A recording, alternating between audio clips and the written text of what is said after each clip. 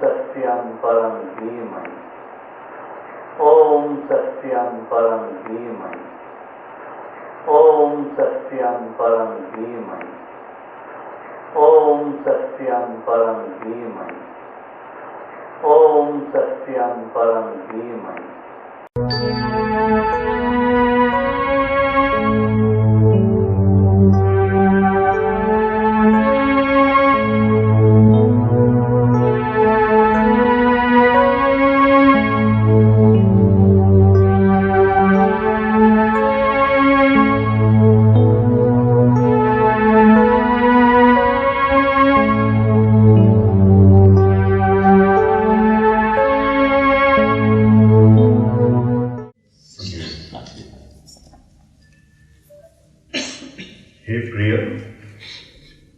Your laughter, taru prahasiva, your loving glance, prema vikshana,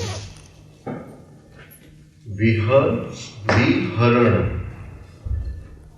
they steal our emotions, हमारा भावने चोरी करे छे, हरण करे छे, અને એકાંતમાં કરેલા જે સંવેદો સંવેદો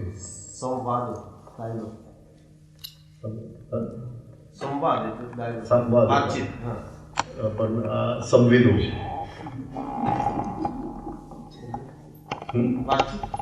સેમ છે પણ સંવાદો નથી વિદ ધાતુ છે ઓલું વાદ એટલે આર્ગ્યુ એ ધાતુ નથી વિદ એટલે ટુ નો એન્ડ એ ધાતુ એટલે હા સંવેદો સંવેદો I think એમાં વાદ દાખલો ટુ આર્ગ્યુ વાદ વિવાદ અને આ વિદ ટુ નો કદાચ ધાતુ જુદું છે મને સંવેદો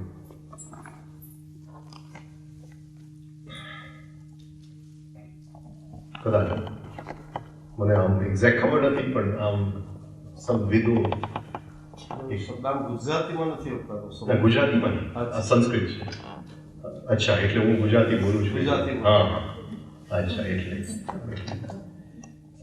રાઈટ એકાંતમાં કરેલા સંવાદો વાત સાચી તમારી એકાંતમાં કરેલા સંવાદો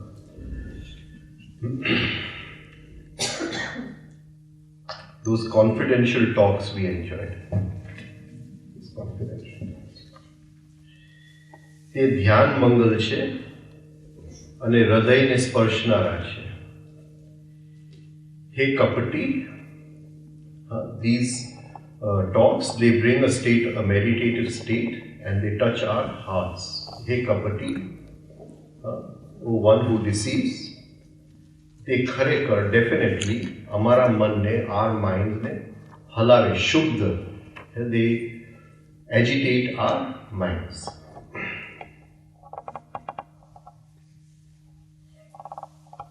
ભૂલી ગયો કે હું ગુજરાતી બોલું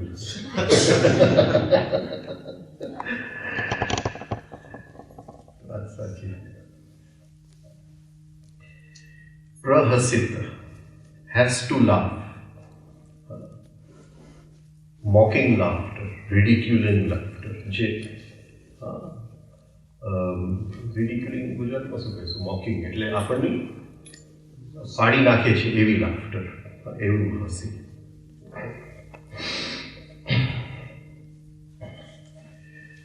હવે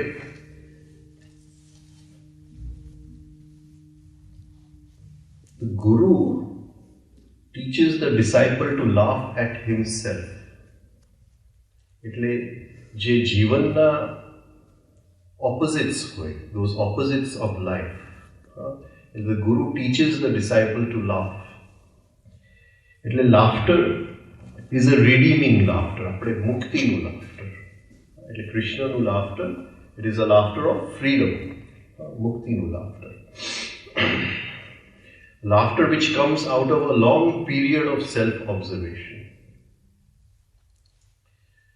Supposing we observe ourselves in suffering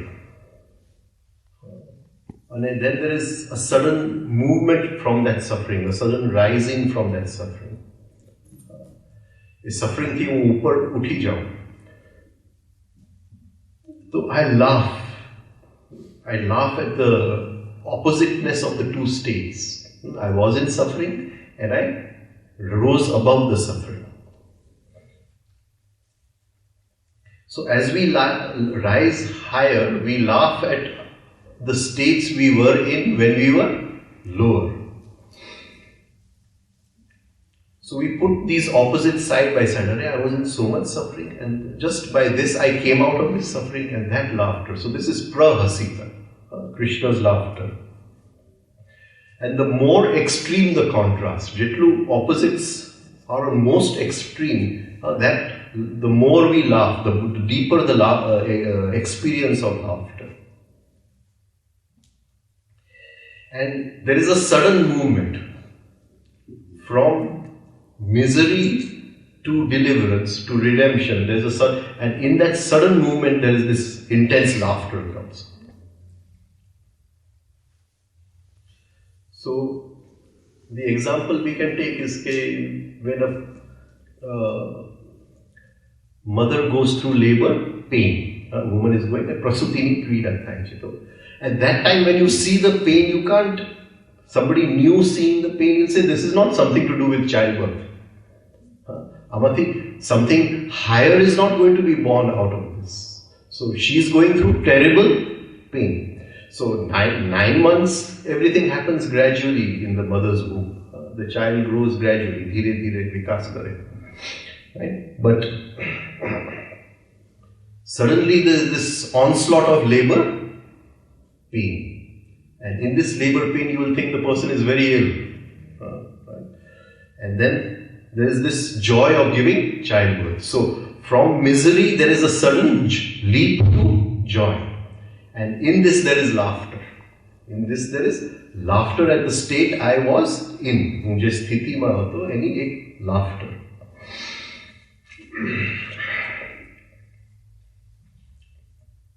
So we cannot compare the moment of labor with those 9 months of pregnancy. It's a different moment.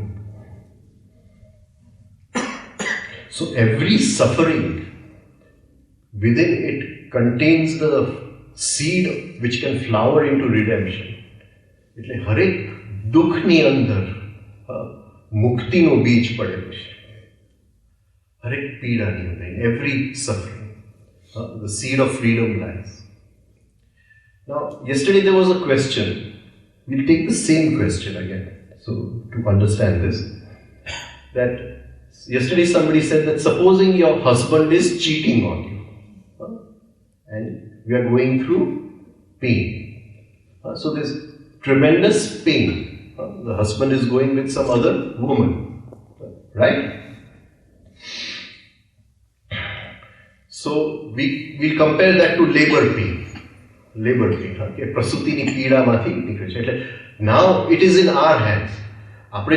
We are identified with the pain, hypnotized by the pain, hypnotized by the suffering. Then we will not use the suffering. Now, supposing apne chintan kare, we meditate, we think about it. Why is there pain? Why is there pain? Why is there pain? Why is there pain? Because of possessiveness. Because of possessiveness. Right? Now, supposing we go before birth, Janam Pella Prajay, and all the milestones in our life, આપણા જીવનમાં જેટલા પણ મોટી ઘટનાઓ છે, all the milestones of our life, they are decided by the soul beforehand. It asks for this. Now this big milestone has come, okay? The husband is going out with somebody else. This big milestone has come in. Has the soul asked for it before birth?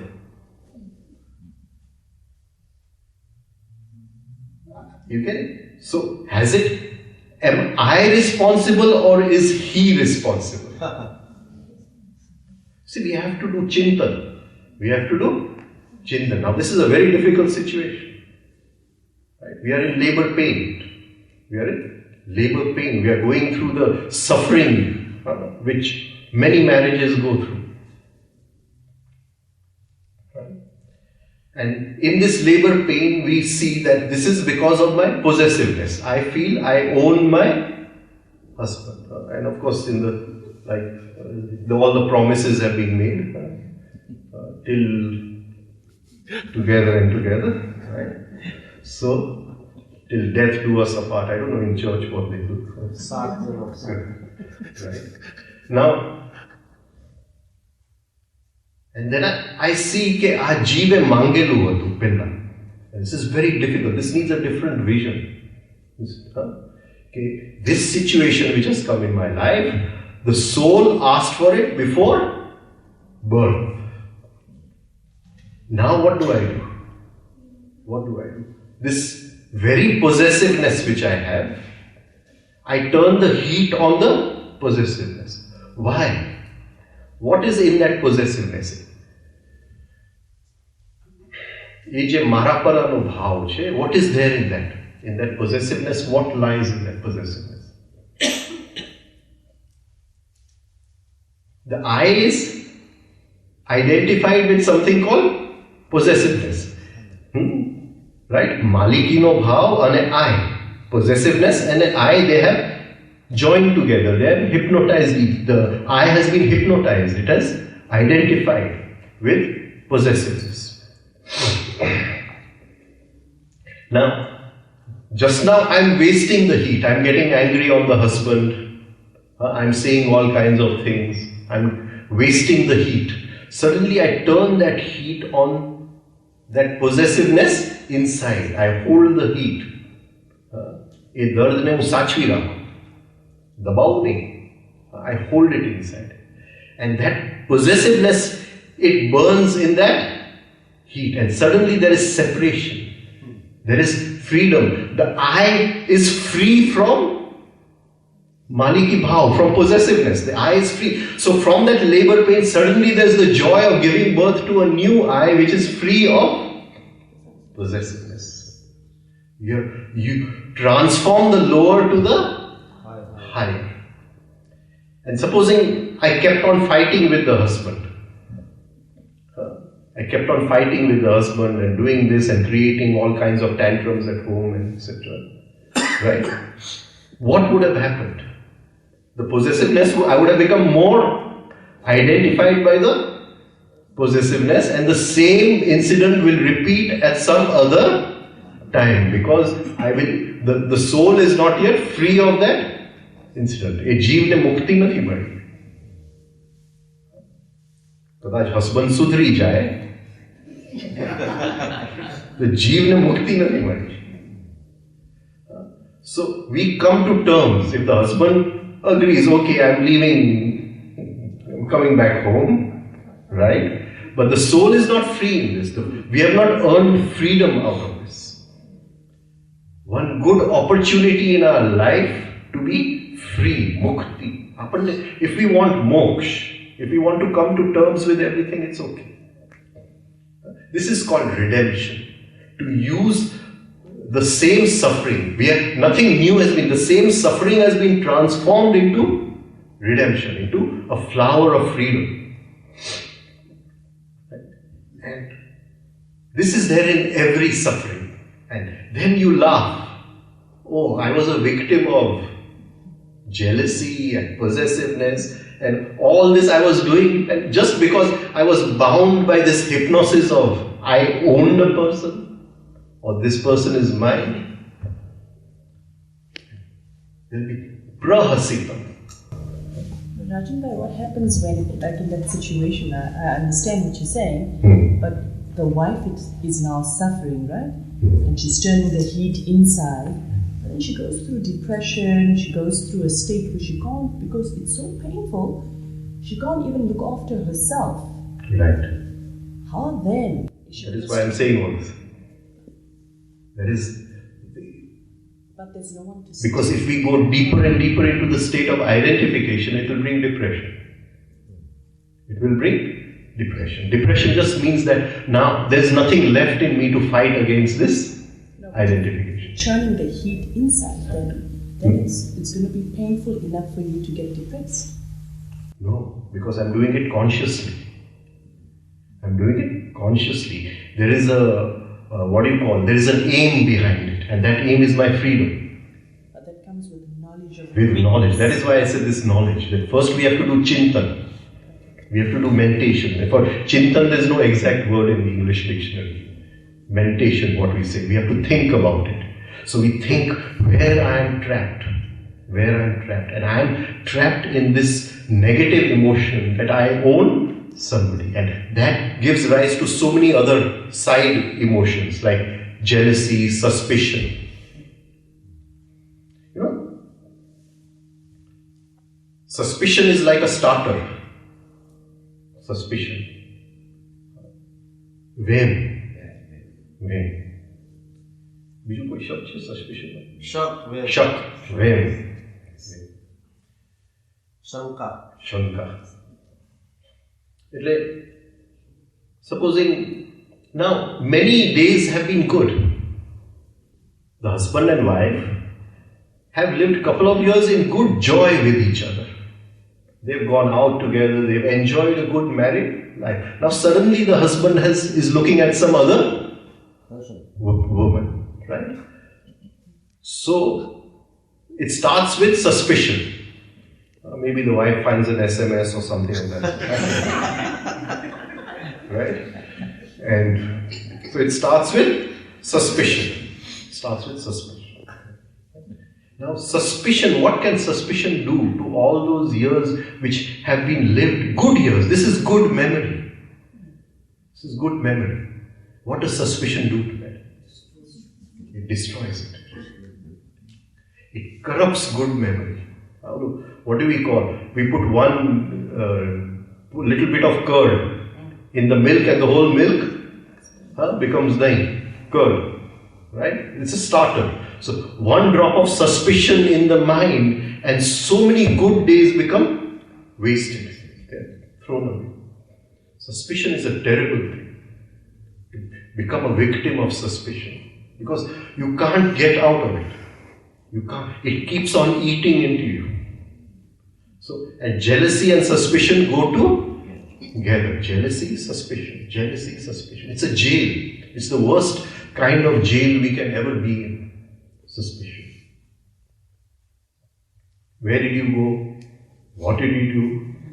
Between your office and coming here, there's a half-hour gap. Where were you in that half hour? Right? Suspicion. And it destroys what you call good prana. In the stock market, we say you're throwing good money behind bad money. Right? So you're destroying good prana by just becoming suspicious, and there's no cause.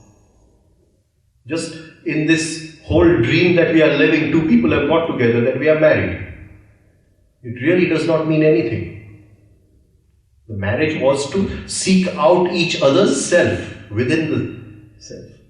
That was the whole role of the marriage, that the male finds his inner woman whom he's looking at in his wife, and the wife finds the inner man whom she's looking at in the husband. That is the role, the aim of getting married. And suddenly the aim has gone away and we've fallen into the muck, the mud of suspicion and jealousy and envy. And if we just understand what is happening, and suddenly we are free of it. And in that freedom there is joy. There's a sense of rising up. So what I'm saying is that this Krishna's laughter is the laughter of freedom. Our laughter is not the laughter of freedom. Our laughter is the laughter of contradiction. Right? Here also there is contradiction, but the previous contradiction was I was in bondage and now I am in freedom. Jail baki bhukti badi gayi. So every suffering it is possible to use in life, and whatever the big sufferings come in life, je mota dukh ave che, e apna pehlethi mangela ave che. We have asked for those big sufferings before we were born. The soul has asked for it because the soul wants to be free of possessiveness, not the ego. And there's this struggle inside. The soul is suffering. It wants to be free of that possessiveness. That is why we are suffering. And the ego feels hurt that I own this person and he or she did this. And this inner struggle we have to go through. It is an inner struggle. So suffering, What's the predisposition of that soul asking for suffering? For that possessiveness? Before that soul came to be born, why would it ask for all the characteristics or just for that? How? Why? What is the aim of the soul seeking a physical form? If the soul could be free without a physical form, there would be no problem. But the soul can only be free in a physical form. Freedom can only come to man, it cannot come to the gods.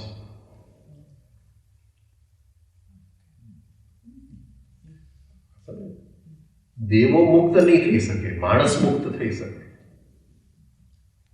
મનુષ્ય, man and woman.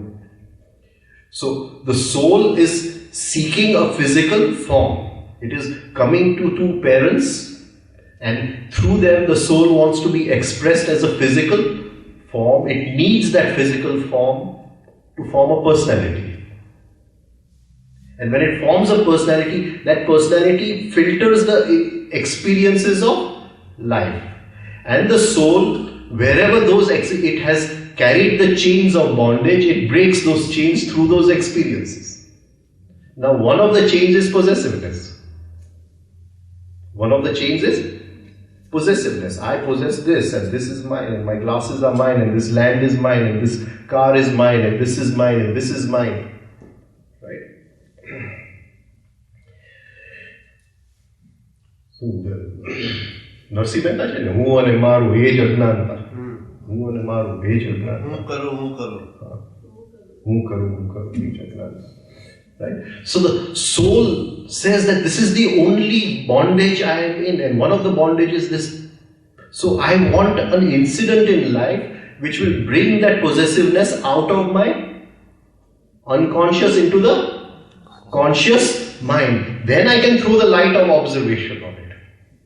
And when the light of observation falls on that possessiveness, the bondage breaks and the soul is free, and suddenly one chain breaks. And he says, oh, for thousands of years I was chained in this bondage of possessiveness, of Maliki Bhav, and at this freedom. It rises, it laughs. It laughs at the stupidity of the whole thing, the ridiculousness of the whole thing. That is why the real translation of this word prahasitam is ridiculing laughter. Ridiculing laughter. The soul, it suddenly is free. And there are all its bondage is lying in the unconscious mind. Everything is lying there. But the problem starts at 5 years, something else is formed, an ego is formed. And the ego is the collection of all that is lying in the unconscious mind. It is the essence. એ આખું જે unconscious mind માં બધા સંસ્કાર પડેલા છે, એનો નિત્રેલો જે એક અહમ, એને અહમ કહેવાય. So that if this soul gets free, then it is the death of the ego. So it doesn't want to be, it wants to create more problems, it wants to go into depression, it wants to fight the whole thing out, it wants to change the person. The soul does not want to change the person, the soul wants freedom, mukti. I took the same question. We can take another one also. Supposing somebody accuses us, આપણી ઉપર કોઈ આક્ષેપ મૂકે. Now, what will we do? Somebody accuses us.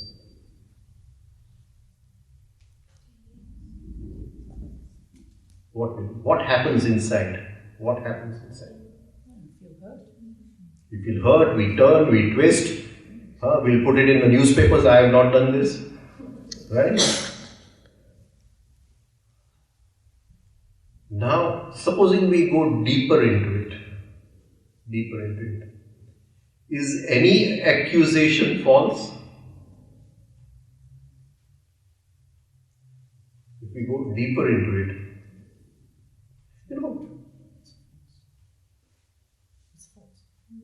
not a single accusation is false. They are all true. They are all true because I am that. I am that. It's very difficult. People, I've been traveling now since 1994. It's going to be 20 years. It's time to retire. 20 years. I've been traveling, teaching. And people come, they meet me and they tell their problems. They talk about their hidden sides. They talk about what they're doing with their wives and what they're doing here and everything.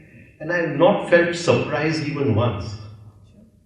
Not once. Because whatever they're talking about, I see that I am that. It is within my unconscious mind.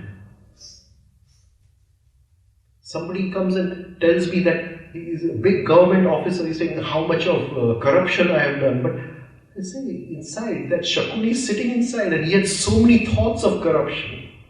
Nothing surprises me. It's the result of self-observation.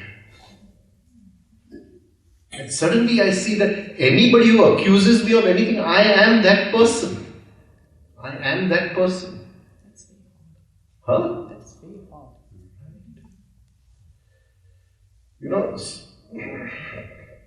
There are certain books which have not been accepted in the Bible.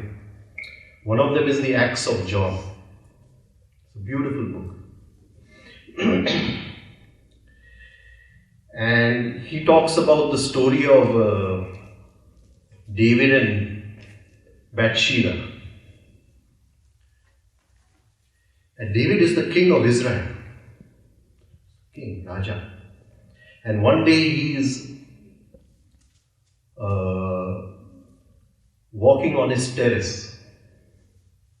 He's walking on his terrace. And he sees across that Bathsheba is having a bath in the bathroom. And he's full of lust. And he goes there and he, meets with Bathsheba and she becomes pregnant. Now her husband, Hittite, he's fighting in David's army. So he calls Hittite and says, your wife has become pregnant, you please come back so nobody will know that it is my child. He's the king. Hittite was one of the noble officers in his army. So he says that just now my duty is on the border. We are fighting a battle. So I will not come back. So David was shocked. If it is known that I have done this, then I am the king. My whole reputation will go. So he tells the general to send Hittite to a place where he knows that he is going to get killed. So the next day the news comes that Hittite has been slain in war. And David, then she's a widow, so now the king can marry a widow. It's easy. So he marries Bathsheba. The story goes that God saw this and he sends Nathan to advise David. And Nathan comes to David and he tells him the story of the rich man and the poor man. And he tells David the story that there was one rich man who had many lambs. He had herds and herds. He pase khub gheta tha. Amir man, a rich man. And next to him lived one very poor man who had only one ewe, one lamb. Now, a guest comes in the night to the rich man's house. A guest comes in the night to the rich man's house. And the rich man has so many lamb, he can kill any of his lamb to feed the guest. But he is greedy. He steals the lamb of the poor man and he gives a feast to his guest. And Nathan tells David, if this case came to you as king, what would you do? And he says that man, that rich man must be beheaded. He must be punished for doing this act. And Nathan says, thou art that man. Thou art that man. You have done the same thing. You were the king. You had everything. But you took one of your servants' wife you took. You see? So, this story is so beautiful because whenever anybody accuses us of anything, the first sentence which should come up, thou art that man. Then the accusation falls away. Whatever they want to accuse you of. But we defend ourselves. We defend ourselves. We justify ourselves. And when we defend ourselves, it can never be truth because truth does not need defense.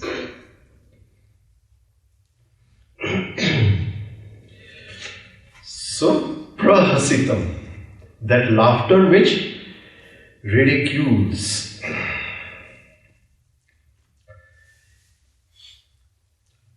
Now, it can happen with us. People can laugh on us. And at that time, others are laughing. We are not laughing. We are going through a state of shock. We are going through a state of shock. But it's very important because one of our images is being broken. And if we can be a little aware when people are laughing at us, then a certain picture which we have of ourselves is being broken, and that is very valuable. Let them laugh. Don't stop them. In our whole journey of sadhana, we can only give one payment, and that is suffering. Transform the suffering to something higher, because not one of our suffering is real. Not a single suffering. Everything is imaginary. It's not worth suffering for. એક પણ દુઃખ સાચું નથી. બધું કાલ્પનિક છે. Everything. Whether he has died, whether she is ill, whether this has happened, it is all imaginary. Imaginary. You know, in the villages of India, we have a Gopi Geetam. We have a Gopi Geetam. Gamrani Gita. It's in the villages of India. We have a village Gita, not the Gita which Krishna told Arjun, not the Bhagavad Gita. It's called the Gopi Gita. And in that they say, કરસણિયાએ અર્જણિયાને કીધું તું તારે GK જા, આત્મા મરતો નથી, તું જવા જ દે તું તારે.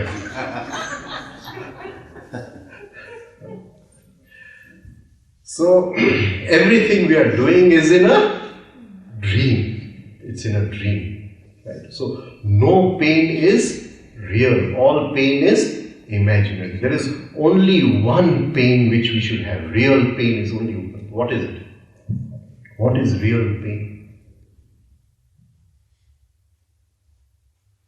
What is it? The real pain. એક જ દુઃખ સાચું છે. What is that?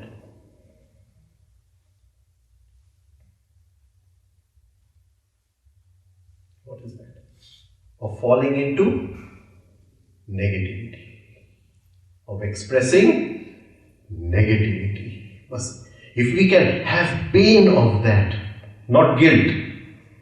Not guilt. Guilt is a ticket to do it again. Not guilt. Repentance. The pain of falling. The pain of becoming unconscious. The pain of identification. Only one pain is real pain. Every other pain is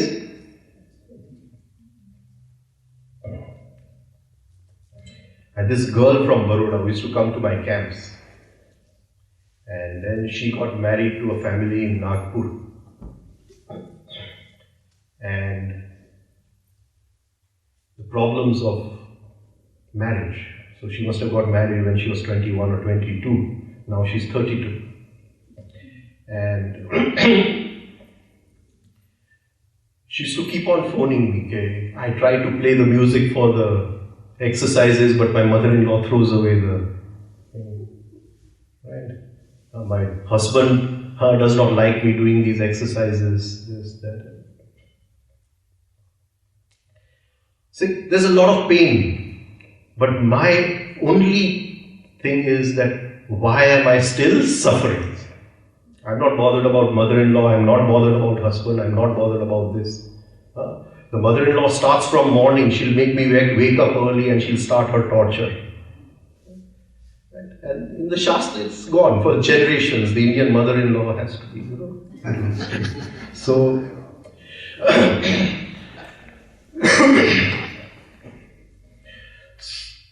and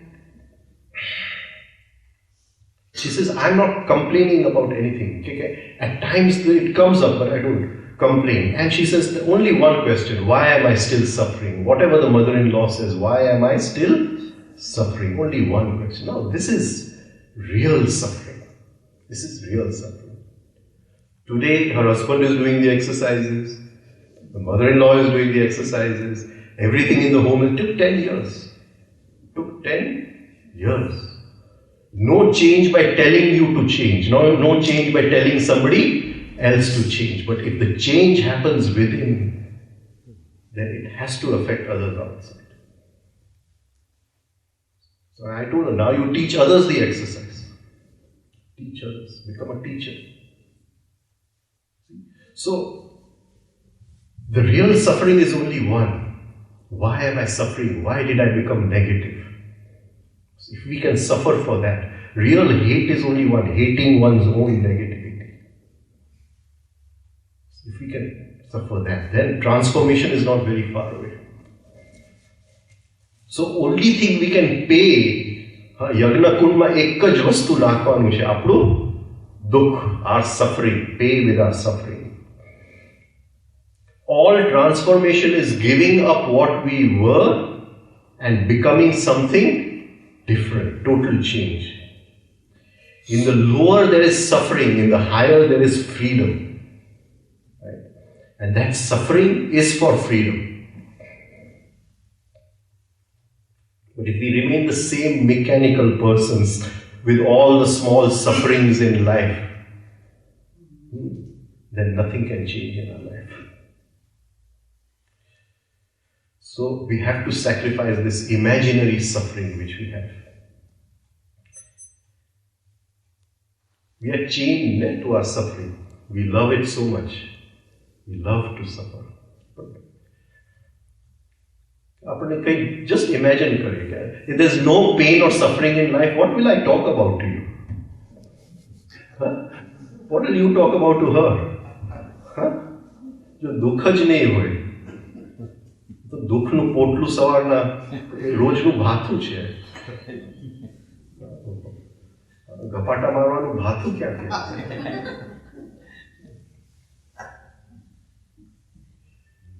Life has its own movement. It cannot move the way we expect it to move. આપણી ગણતરી પ્રમાણે જીવન ચાલવા માટે કંઈ પણ બંધાયેલું નથી. Life will move exactly the way. And there are so many laws in the movement of life. So many laws behind the scene. We don't know anything. We can't see anything. And then we complain. And then we suffer. That I expected this from life, but life brought this. Life brought this. That is why from the beginning we were taught, okay, whatever is in your plate, learn to eat it with love. Learn to eat it with love. Because it's not what is in the plate, that is symbolic. You can throw away the food, it doesn't make any difference, it's symbolic. but to learn to eat it with love. I remember one place where I was staying in a hotel, and a very nice family, they were looking after an old Parsi couple, and they said, "What would you like for dinner?" So I said, "Cauliflower soup." So I came back, and the atta they had used in the cauliflower soup must have been bad. So the minute I took it, I saw it was full of worms. Like what it dislikes. With love, you can't throw it away. So, but we can complain and we can suffer, and I can say I'm hungry, and I can say this and I can say that. Nothing. There's no complaint about anything. There's nothing to complain. There's nothing in life to complain about. The very joy of breathing, the very joy of relating, the very joy of living, there's nothing in life to complain about.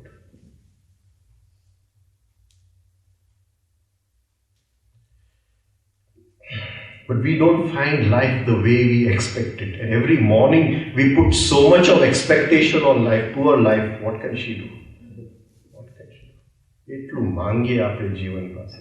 મને આ કરી આપો ને તે કરી આપો. અને people come, they say, બસ દીકરીના લગ્ન થઈ જાય એટલે સાધના કરવી છે.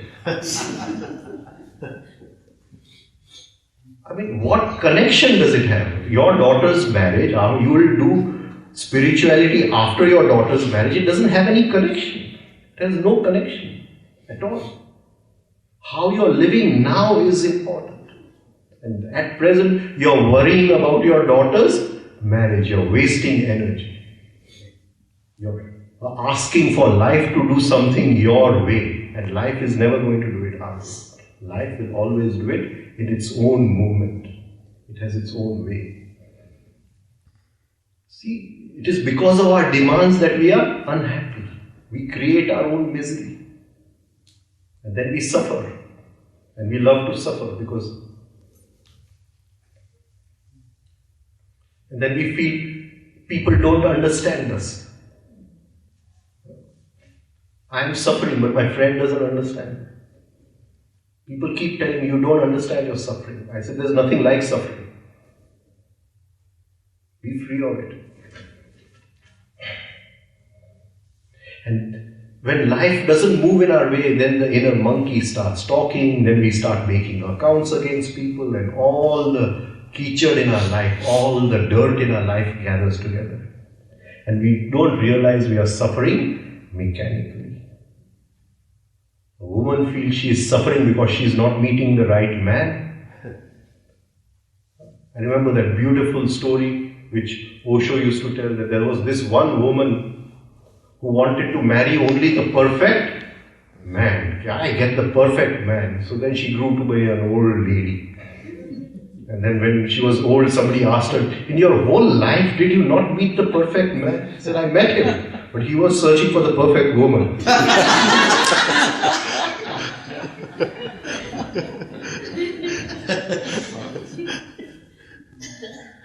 Husband doesn't understand. Wife does not understand. Husband.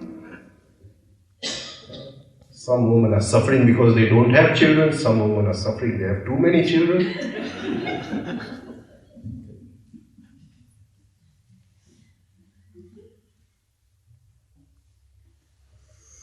Not appreciated. We cling to our suffering. We love to suffer. Somebody feels my parents didn't understand me. And it is all justification. All justification. And just try to understand. Okay, here we are trying to go on a path which is spiritual. Moksha, freedom. Now, here this is it. Either it is experienced here or it is not experienced here. Now, just think, can freedom and bandhan remain together? Is it possible? It's not possible. If there is still suffering over here, there is no freedom. Both cannot occupy the same space. Once there is freedom from suffering. It is that which we are walking towards. But if we keep on enjoying our small sufferings in life, we'll never be able to reach there.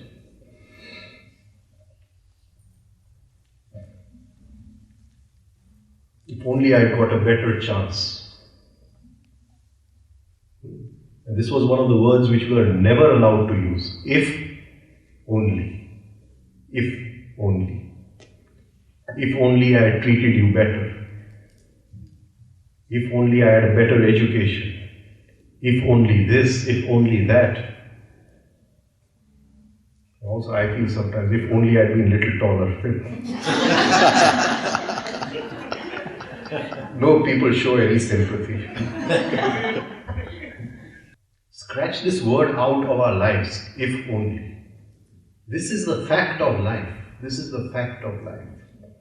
Every moment it's the fact of life.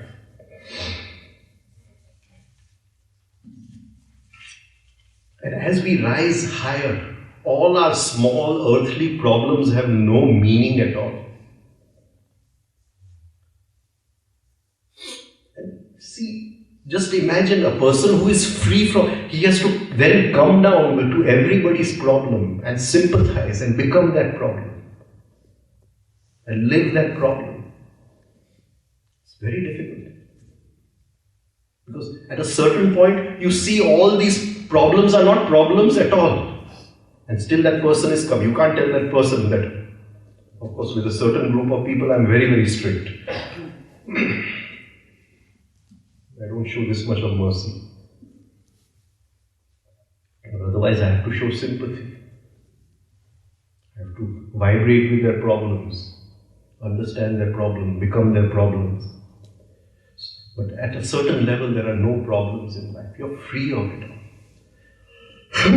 All this what we are, this inner accounting, all our negative states, our hate against each other, nani je dukh apne sachaviye che, the gaatho sachaviye che, it has no meaning, all these grudges, these grievances, or at a certain state, it just goes away. Try to reach that state. Try to work towards that state. And it cannot come free of charge.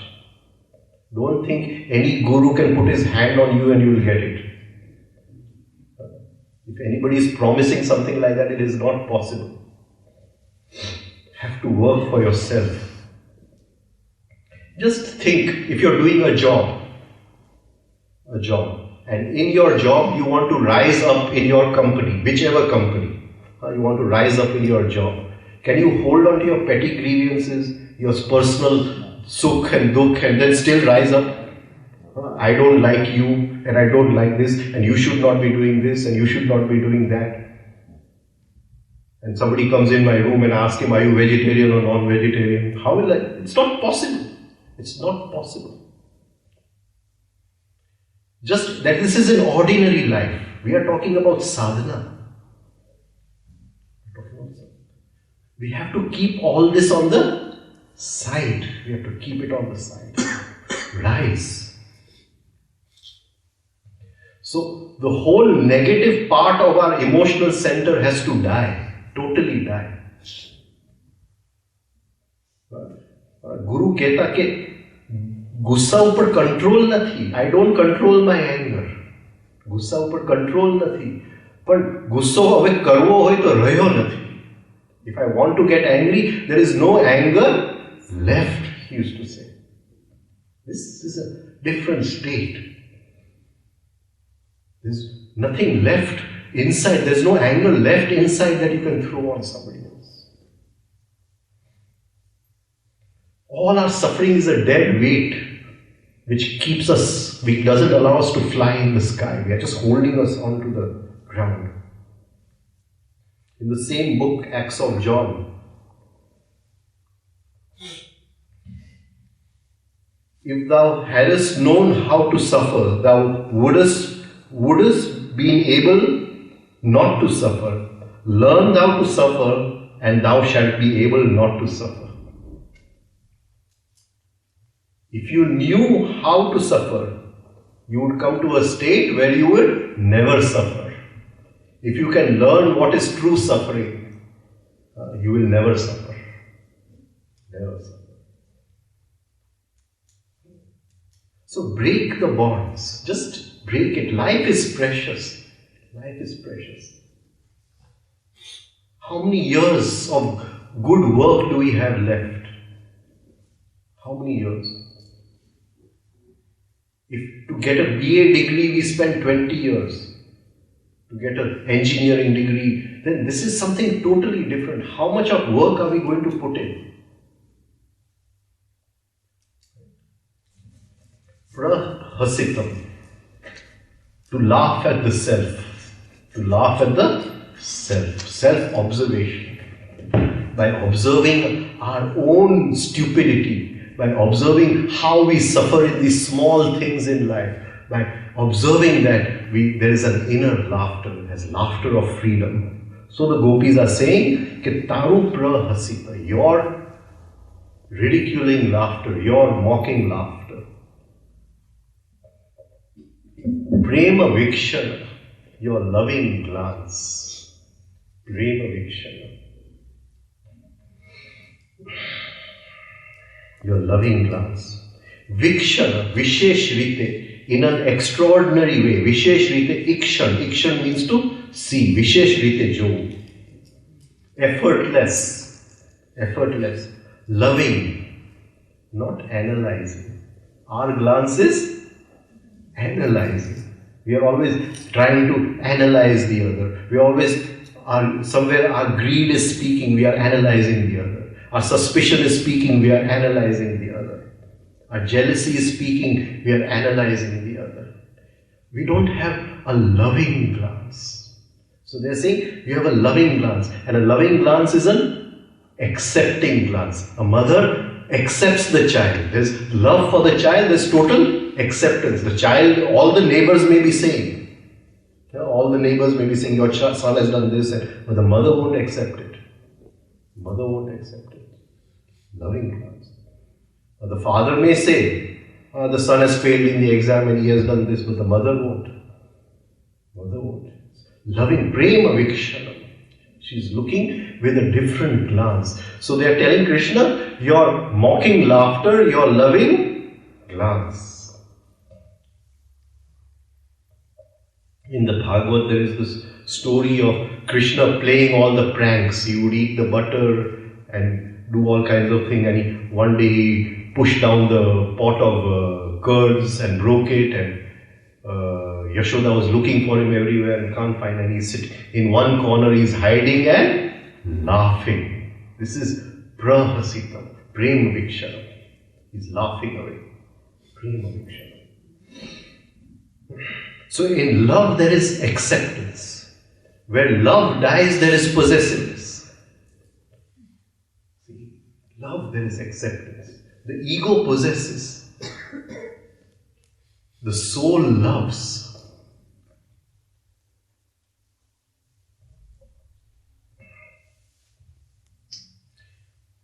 The mother does not bother how many mistakes the child has done. The father bothers.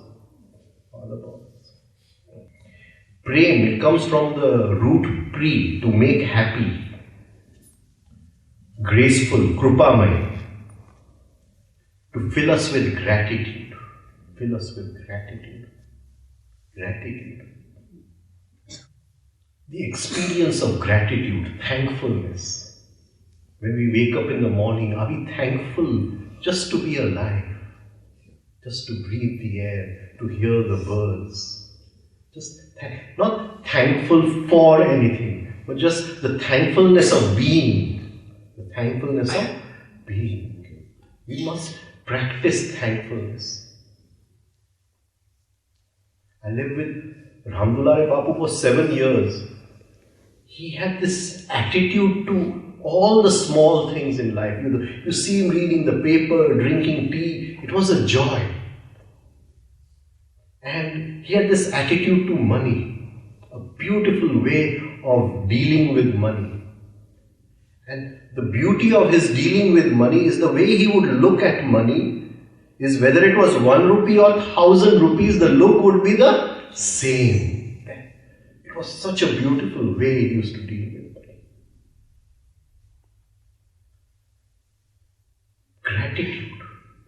Supposing money does come to us, are we grateful? And grateful not for 1,000 rupees, but grateful for that 1 rupee, that inner thankfulness, the practice of gratitude.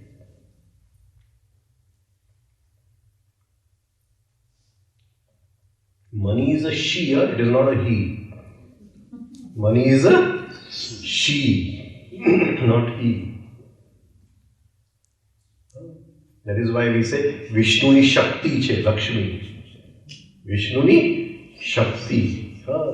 The energy of Vishnu, the power of Vishnu. Vishnu is useless, impotent. The power is Lakshmi.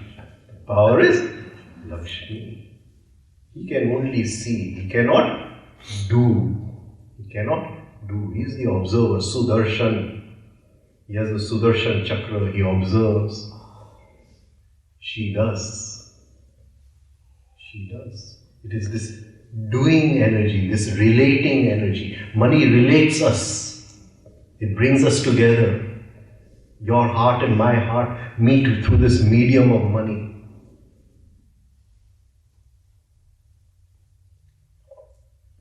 But how do we look at money? How do we deal with money?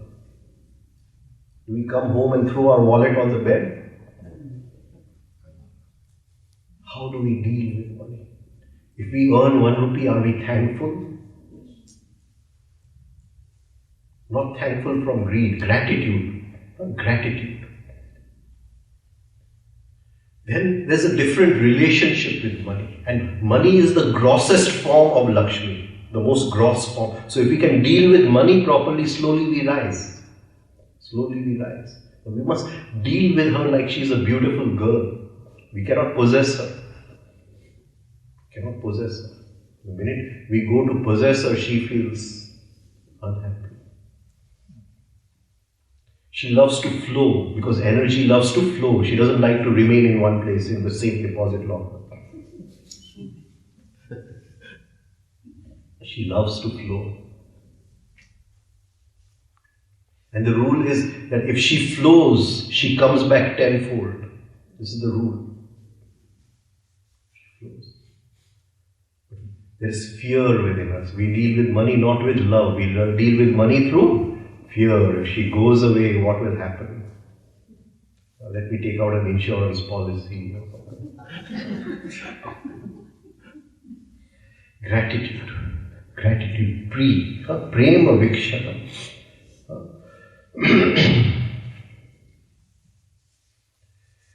Love and acceptance go together.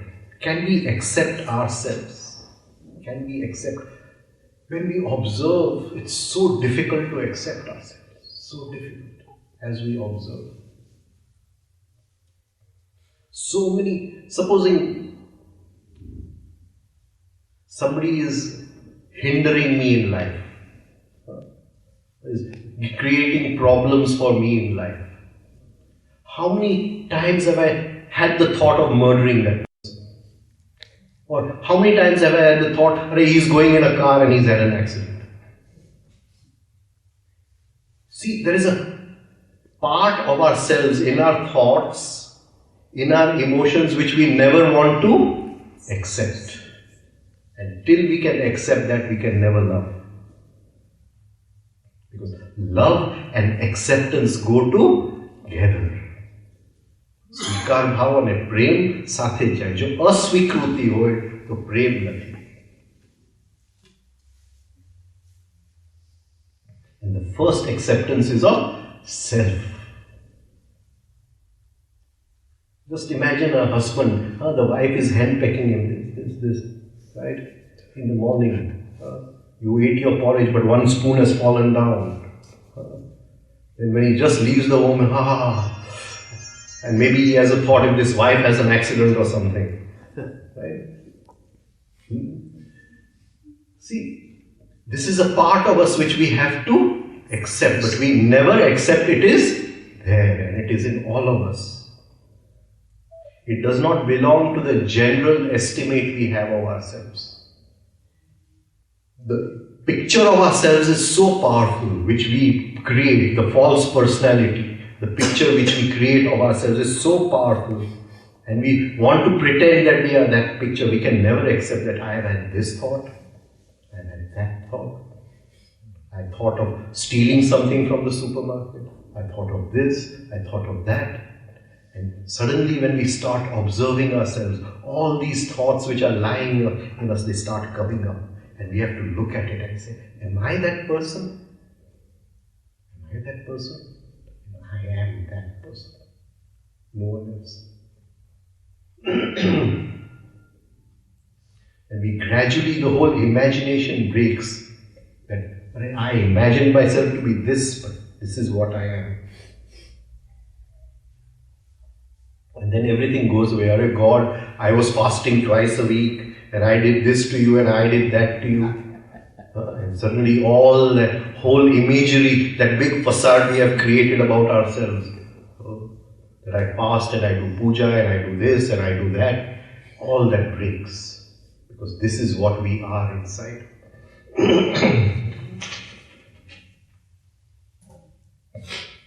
And then if somebody accuses us, koi pan akshep, then we say, no, I am that person. It's so easy then.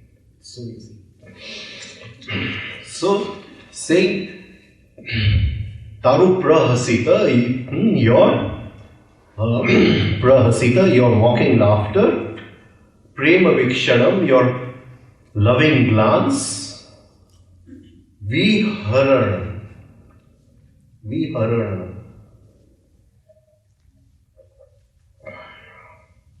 It takes away. It takes away. હવે supposing I have a thought, મારી અંદર વિચાર ચાલે છે, I am having a thought કે હા આ માણસ જો મરી જાય તો સારું, અંદર એક વિચાર આવે છે અને it આવે છે અને suddenly I become present over there, I become Hajri. Will that thought be able to remain over there? It will. So he's saying कि your loving laughter, your prahasitam, your mocking laughter, your loving glance, when that inner presence comes in, all these thoughts which I have, they are stolen away. એનું હરણ થઈ જાય છે. આ બધા વિચારોનું હરણ થઈ જાય છે. Fear of future, anxiety, insecurity, negativity, hate, jealousy, fighting with others, all these thoughts, the minute I become present, mari hajri andar aave. Atyare hajri nathi, we are not present. We are not present. We are identified. See, the minute I become present over there, all these thoughts are kidnapped away, they are taken away, stolen away. The observer inside, the presence inside, it snatches away, captures, carries away the thoughts. Vishesh rupe haran karu, viharanam.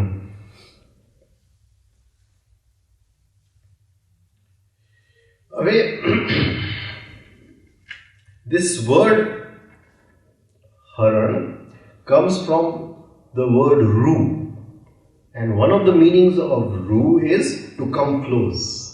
To come close. Right? So the gopis are saying that the way you laugh, the way you look at us, we are coming closer to you. We are coming close. They suddenly feel that all the negativity is going out of the mind. They are becoming free of negativity. Suddenly ye loko halka thai jaye, just by that inner glance, by that inner laughter. Your laughter is eating away our ego. Your loving glance is eating away our ignorance. And then there's acceptance inside, the perceiving consciousness. My teacher used to call these two things mind control and the controlling factor. And he would say that, supposing I am getting angry on him, then the anger which is trying to control me is, he used to call it as the controlling factor.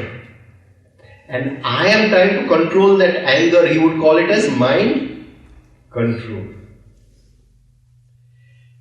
Now, there is a tug of war. I am trying to wake up. So the anger is pulling me and I want to throw the anger on him. On the other side, I am trying to control myself and take the anger back, hold the anger.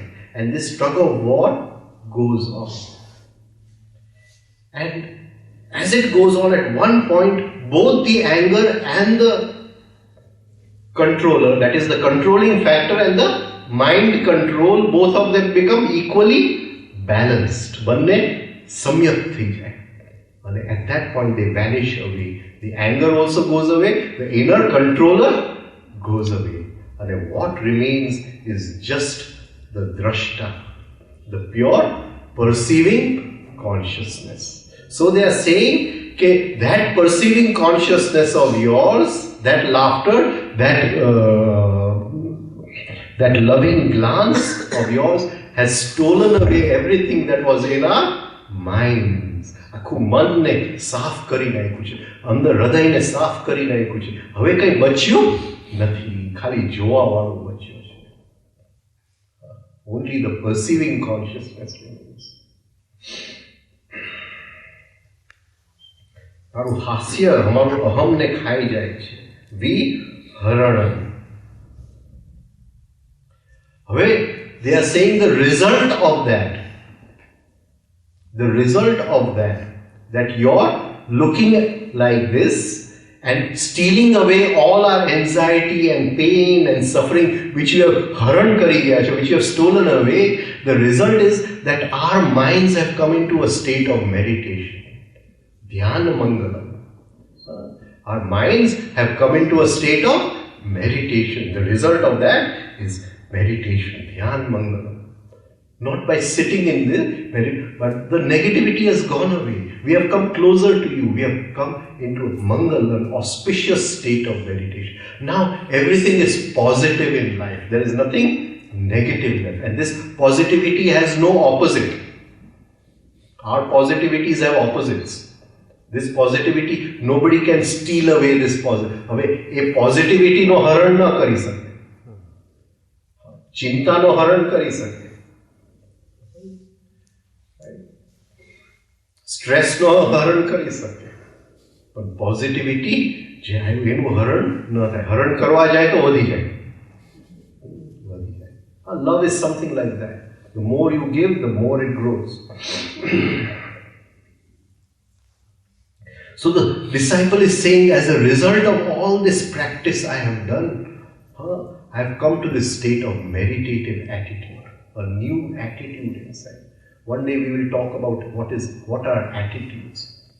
The deepest thing in us is attitudes. It's very, very difficult to study attitudes. Valana ખૂબ ગહેરાઈમાં છે. એને સમજવું બહુ મુશ્કેલ છે. So, a new attitude towards life, a meditative attitude. Now, in life, nothing is wrong in life. Nothing can ever be wrong. Now, if the husband goes away, meditative attitude. And if the wife is handpacking, meditative attitude. Dhyan Mangalam.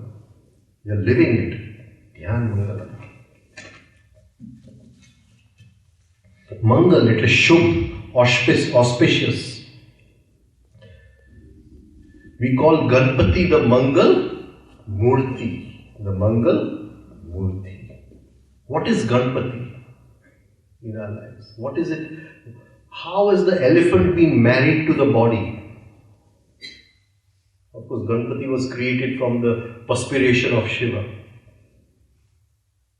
He was created from the perspiration of Shiva. Shivna pasinamathi Ganpati utpann thaya. એટલે the transformation of lower into higher. Transformation of Ganpati, Ganonopati. Yoga in a suki. What do we call it in yoga? Ganesh. The elephant is the symbol of Mooladhara. The base, root chakra. Elephant is the symbol of Mooladhara. And Swadhisthana, the body, Swa, the body, the second chakra. And the marriage of the two chakras brings Mangal Murti in our lives. The marriage of the two chakras. the lower two chakras. We fuse them together, we bring them together, then we create an inner Ganpati. Then everything is Dhyan Mangalam in our life. Everything is auspicious in our life. The emotions have been purified. Now, there is no negativity left inside which can invite something negative in life. So, everything is auspicious. Whatever comes to meet us is auspicious. Now, this word Mangalam, it comes from the root Mang, to move into a higher state, to move into a higher state. Sadhana has now come into our hearts. We don't get attached to the small things in life, the small sufferings in life. Nothing pains us so easy. It's come into our hearts. Hridayma jadai. Now they say, Rahasi samvido. Rahasi je rahasya thi bharelu. That which is full of mystery. That which is full of mystery. Rahasi, that which is done alone. Remember the time we met alone in the garden. Just the two of you and us. This is what the gopis are telling Krishna. We met alone in that moonlit night. And you promised me this, and you have run away now. Right? So this is the literal meaning which we will take out of it. So, Rahasi in solitude, in privacy, in secrecy, in loneliness, something secret. Samvid, secret meetings. We had those secret meetings when we were alone. Now, we'll take a deeper meaning of this.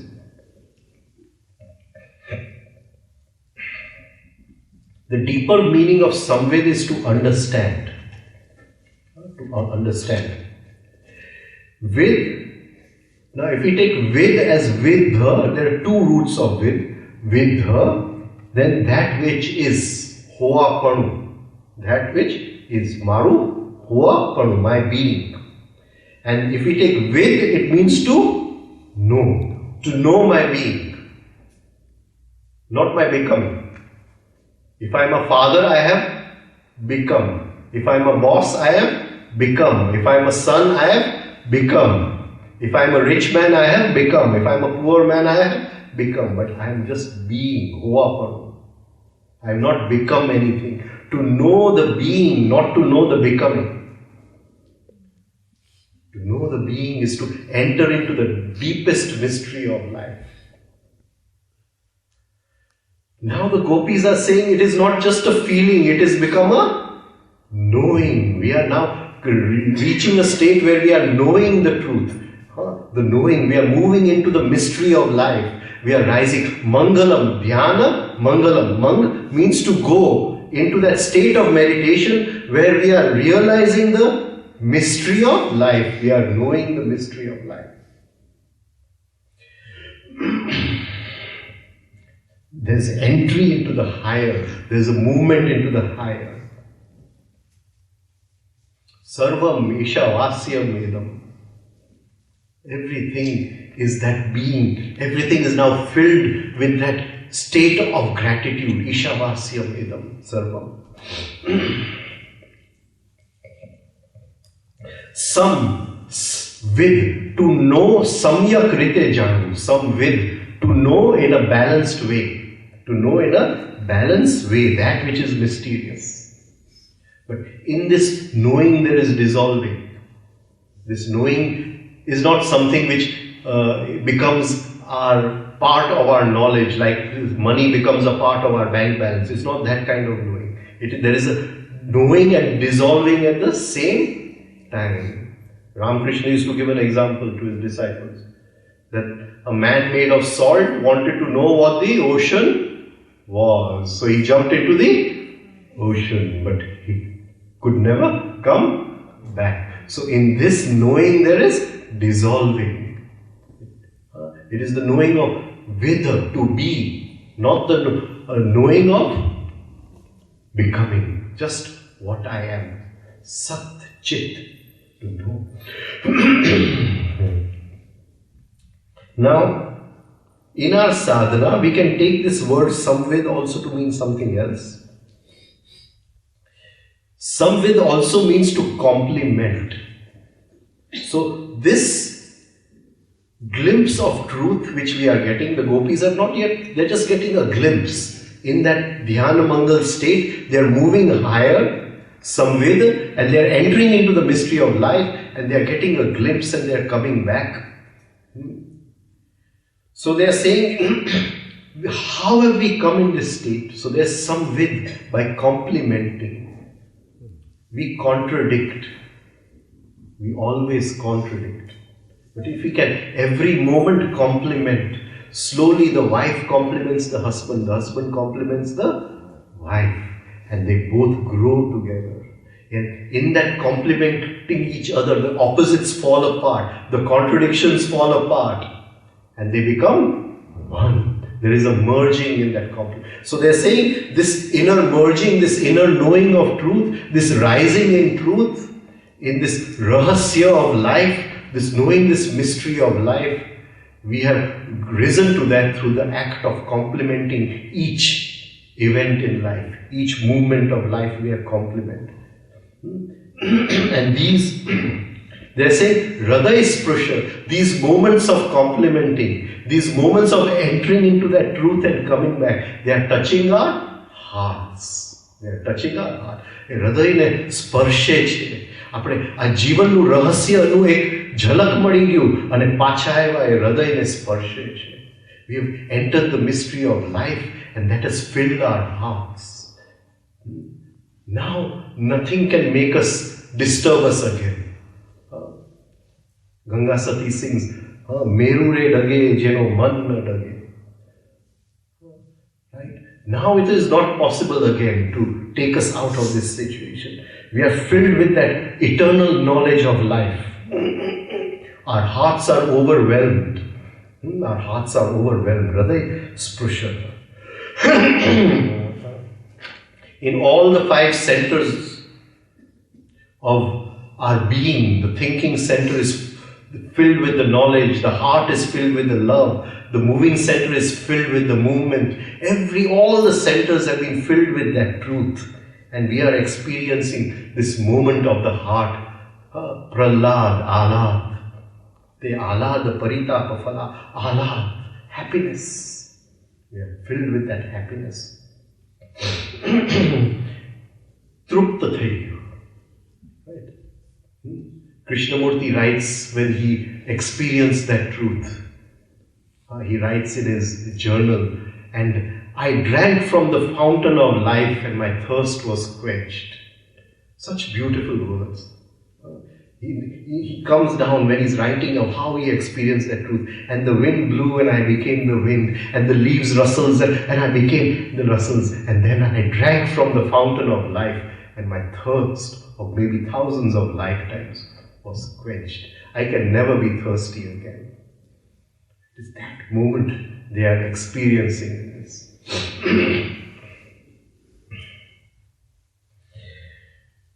O you sly master, O he kapti, he kuhak, O sly master, he kapati, you deceived us into this. You tricked us into this. All gurus deceive their disciples. Even my teacher, he told me, give me only 6 minutes of your time. All you have to do is 6 minutes of exercise. Nothing more. Nothing more. They put that worm on the hook and they catch the fish. And the poor disciple is the fish. Pakrai.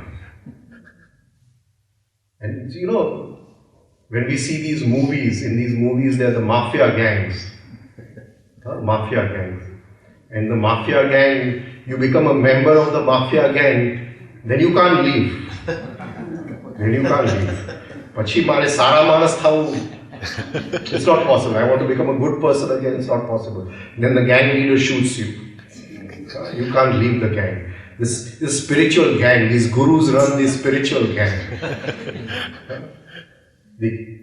You become a member of the gang. They say only 6 minutes of your time. I won't take anything more. They deceive us. Only you do this much and you will get the truth. They deceive us. And then we become a member of the gang. Then we can't go back to that life. It's a very difficult state because you have tasted something of this world. You can't go back to that world and you're not a part of this world and you're in between. And this is a very, very difficult state to be in. In this in-between state. Trishanku. This in-between state. You want to go back, you can't go back. You can't go forward because it's so difficult. Walking on the path is so difficult. And you're in this in-between state.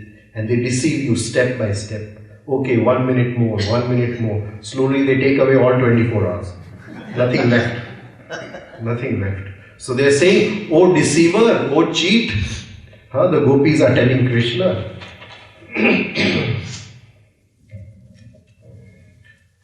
Naha mana shubhayanti hi. Naha mana, naha hame. He kharekhar, humne, that naha, we, he kharekhar, definitely, shubhayanti, you are agitating our minds. The minds has changed. This very experience which we have felt, this moving into the mystery of life, this coming down which touched our hearts, but it has shaken our minds completely. We can never be the same person again. Now, the pathways in the brain have changed. Everything has changed. We see life in a new way. You have agitated our minds completely.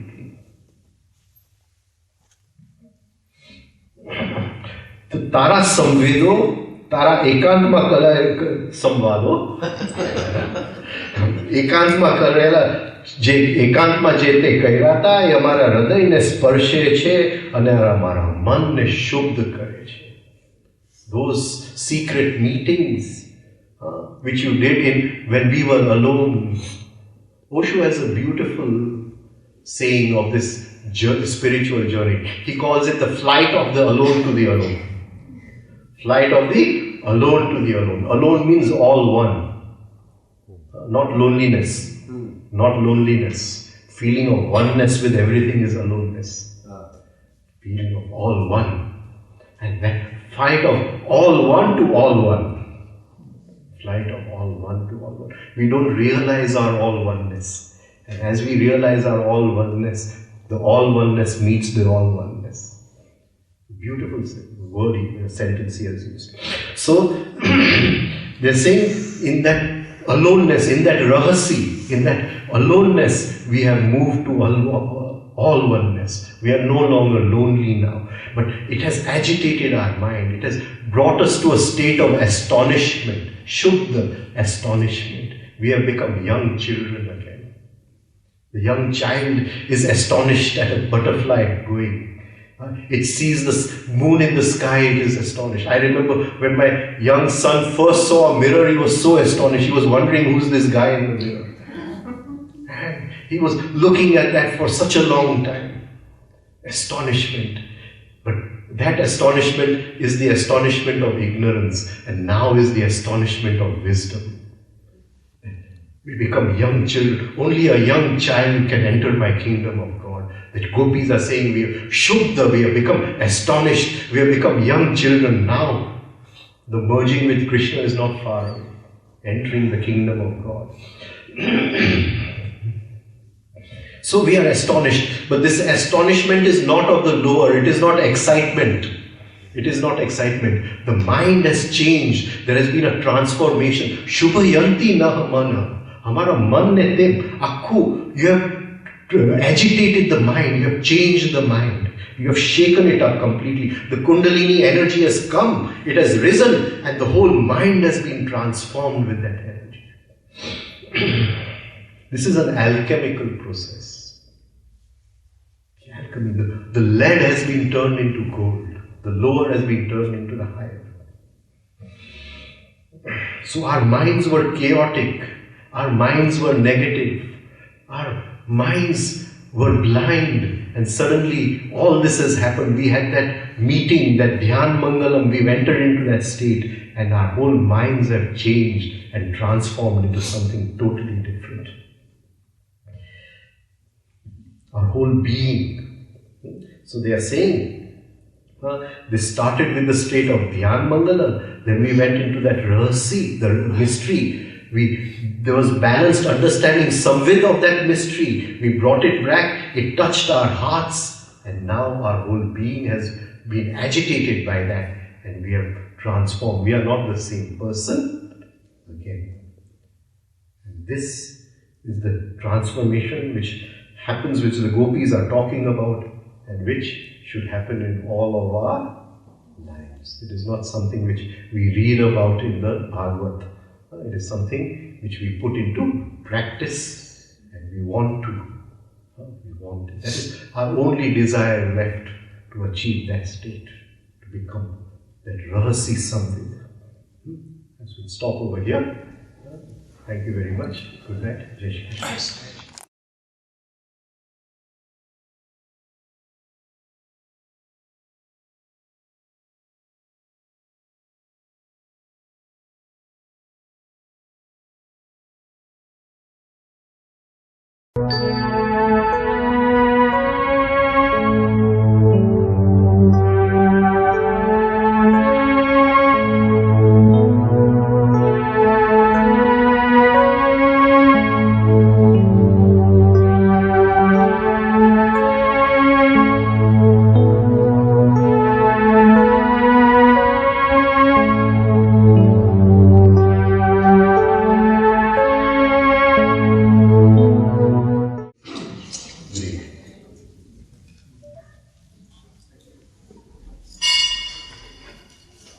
चलसि यत् व्रज चारयन् पशु नलिन सुंदर नाथ ते पदम शील तृण अंकुरे सीदति इति नः कलिलकम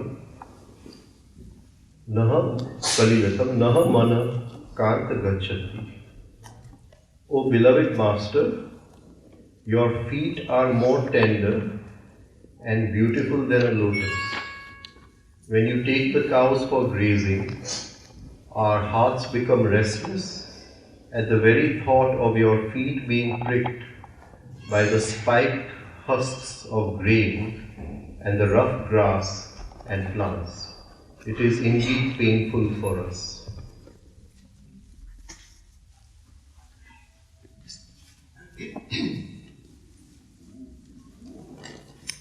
હે નાથ, ઓ lord, જ્યારે પશુને ચરાવતા તમે વ્રજમાંથી ચાલો છો, ચલસી યદ વ્રજ ચારયન પશુ. When you leave the cowherd village to graze the cows, Nalin સુંદર તે પદમ, તમારા નલિન સુંદર પદ, તમારા કમલ જેવા સુંદર પદ. That your feet more beautiful than a lotus. Sheel, Trun, Ankur, thi besi જાય છે, સિદ્ધથી બેસી જાય છે. Will be pricked by the spiked husks of grain and the rough grass and plants. He Kanta, Nah it Amaru, Nah, Mana Kaliltam Gachati. અમારું મન કલિલતામાં જાય છે. Our minds are disturbed. ચલસી, જ્યારે ચાલો છો ત્યારે. When you walk from the space called Vraja, એક જગ્યા જેનું નામ Vraja.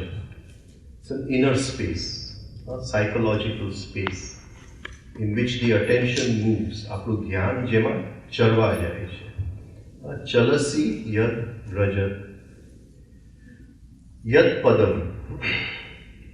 It's very funny over here because the whole thing is that when you walk in Vraja, but the word used is not pada, it is padam.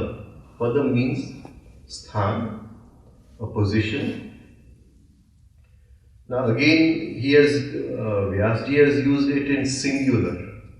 So now we are confused. Was he walking with one foot? Krishna Langri Rapta to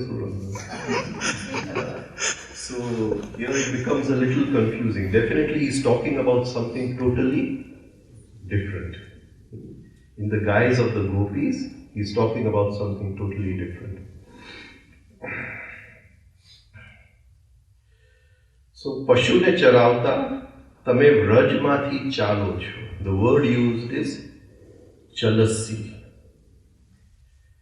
The wheel of time, that which moves, that which goes round and round. Buddha called it the wheel of sansar. But do we feel the wheel?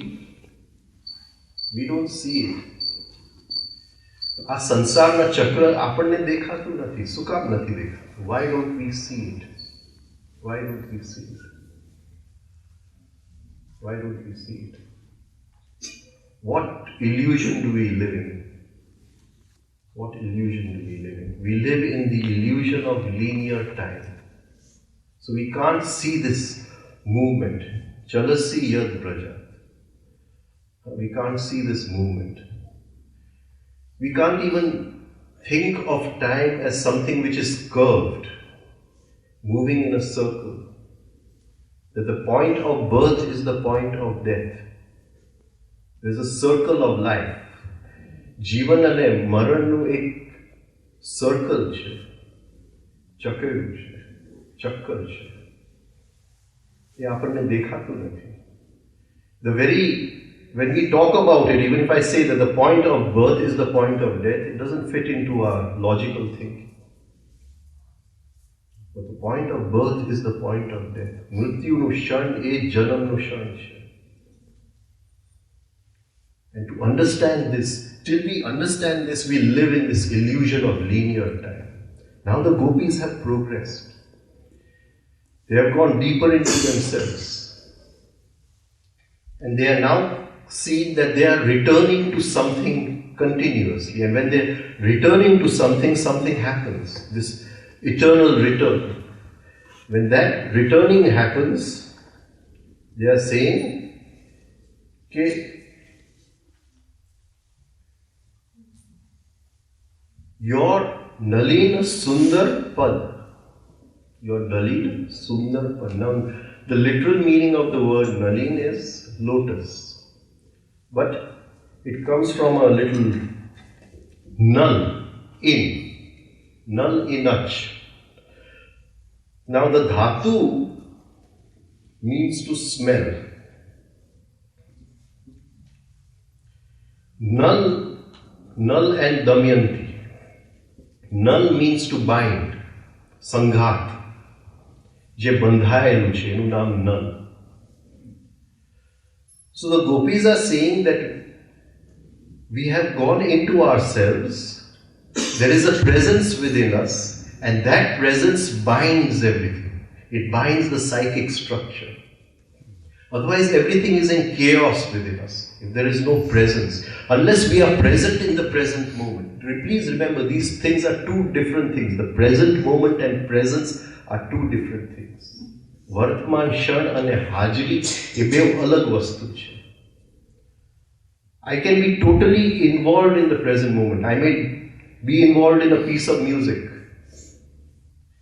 I may be involved in a painting. I may be involved in something. But that does not mean I am present. I am hypnotized by that. My interest has been totally caught by that. That does not mean I am present. Presence is something totally different. To be present in the present moment. To bring presence to the present moment. The present moment keeps on changing. It keeps on moving. It is moving time. Presence is not moving time. It is eternal time. In each moment I am present. So the gopis have experienced this presence. Any hajri, Krishna ni hajri, harek kshanma e lokone eni anubhuti thai છે. Now they are experiencing this wheel of time as if we feel we are going forward, but we are really going backward. And this happens with all of us. We keep on returning to the same place. So the gopis are experiencing this, and they are saying that a point has come when your presence is not there. Siddhati, it falls down, it goes down. That presence falls down. Why does it fall down? Because of three things. Shila, a stone. Your feet are hurt by stone. Pad, position of the presence. The pad is the position that I am present, that Krishna is present inside. A pad, that pad falls down by three things. Stone, Shila, Truna, a blade of grass, and Ankur, something which is about to sprout, something which is hidden. The Ankur, the sprout is hidden in the ground, it cannot be seen. These three things are, and you fall down, the presence is not there, and everything becomes kalilatam, everything becomes disturbed, our minds become disturbed. If the presence is there, everything is in order. If the master is there, then the students are not at play. If the cat is there, then the mice are not at play. But the cat has gone away. Mice are at play. And they're saying, when we feel this returning, jealousy, we feel this returning to the same thing again and again. But we don't feel it. We don't feel it because we feel time is always moving forward. We can't sense this circle of time. This chakra of time. Any anubhuti ji nathi thati aapne. That time is curved. Now, they are saying कि चलसी यद व्रज यद पदम જ્યારે ચાલો છો ત્યારે તારા પદમ, one leg, one pad, it gets hurt by these three we saw. But they say, why are you walking charayan pashu? Charayan pashu. Now, they are not saying that the pashu, that the cows are eating grass by themselves. They are saying you have to make them eat grass. Charayan, there's an effort involved, conscious effort involved. પશુ એની મેળે નથી ચરતા, એને ચરાવવું પડે છે.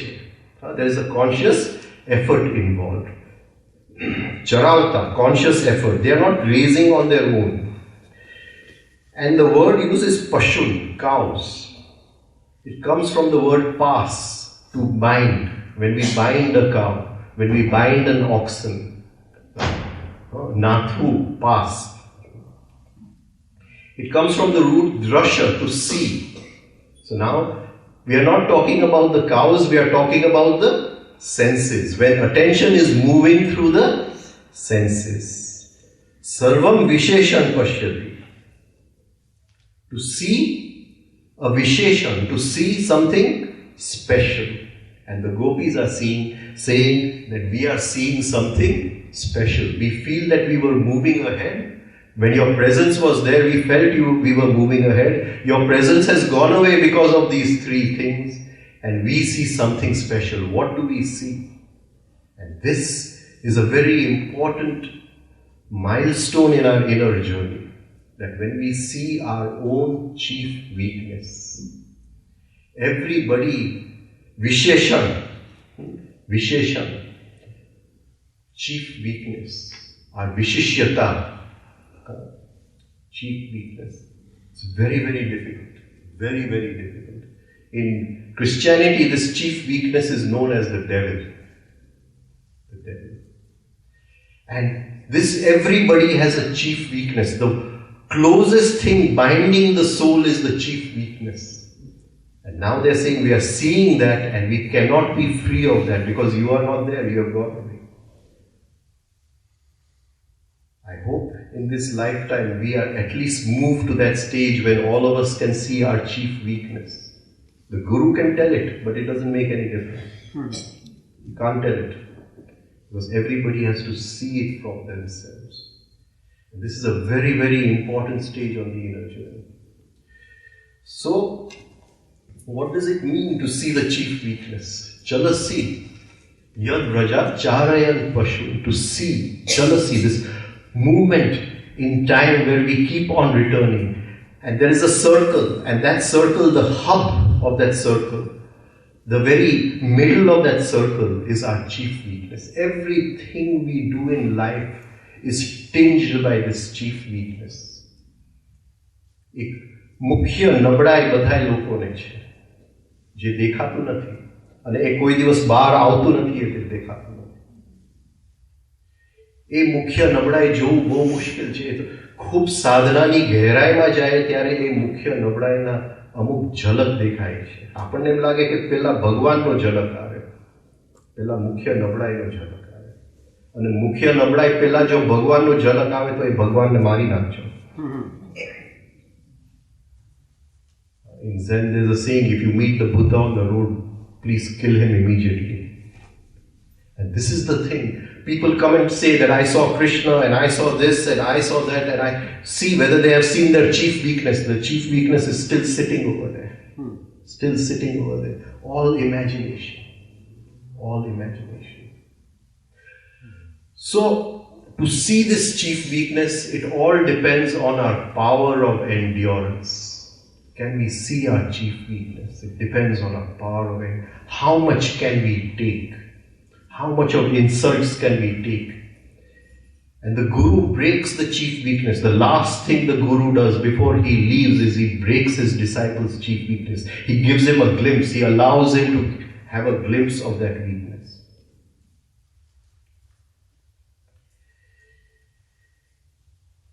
It's very painful. Very, very painful. Because we can't take a little bit of criticism. If somebody just calls us some name, we can't take it. If two people are laughing in the corner, we feel they are laughing at us.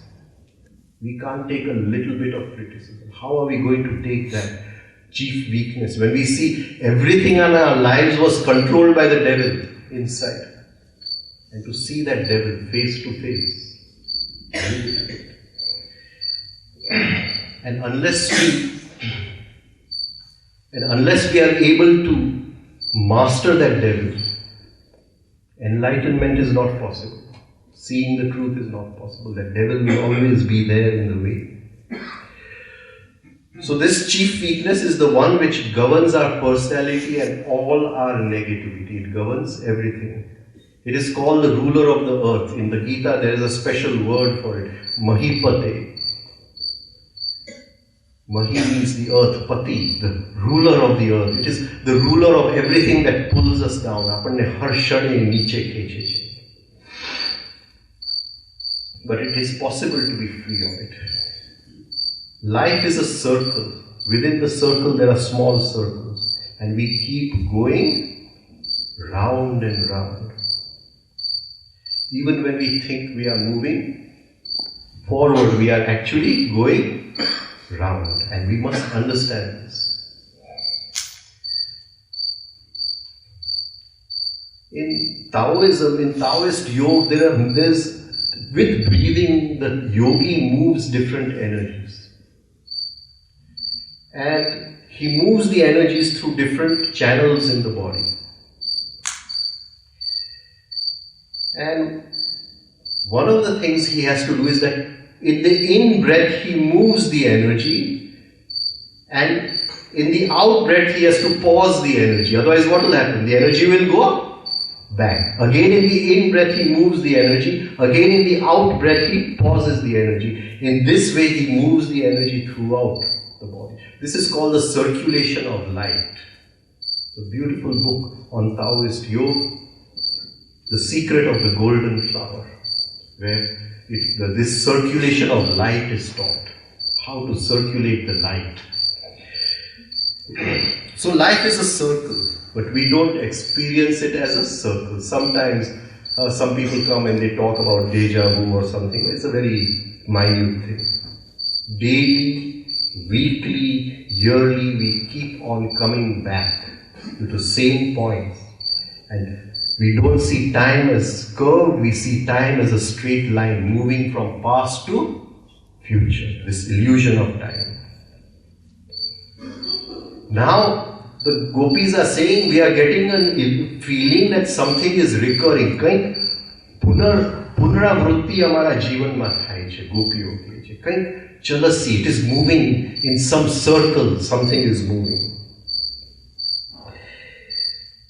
And there is a return to a familiar spot. એક જગ્યાથી આપણે નીકળી ગયા. We have gone to one place and we feel we've come back to this place. And I have experienced this before. But we don't pause there. We don't bring consciousness over there. There is some familiarity. And something should awaken within us that we have realized this.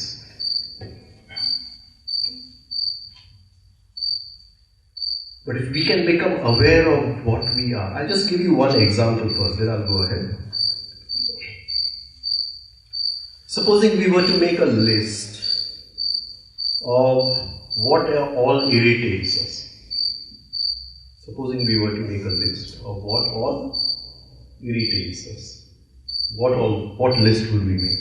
What irritates me?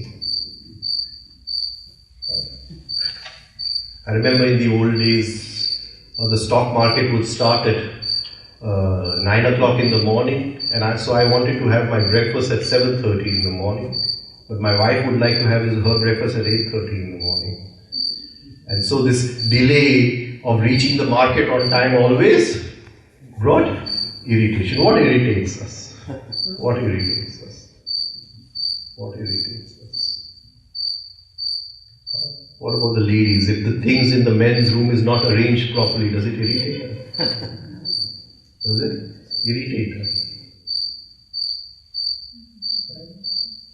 Or if the man in the house wants to watch the cricket match, but the daughter wants to watch some serial.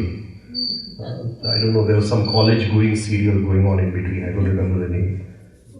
So, and my daughter always wants to watch the college-going serial. Right? And you want to watch something else and you're waiting, irritation inside. This gets over. What irritates us? What all irritates us? Can we make a list? Can we see this coming back to irritation all the time? This movement as if we are coming back to the same spot.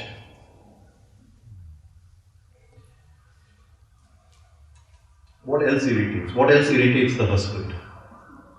The husband is hungry and the wife is talking for hours to a friend at the gate or something. What irritates the husband? Right? What irritates the wife? The mother-in-law irritates the wife. What irritates the wife?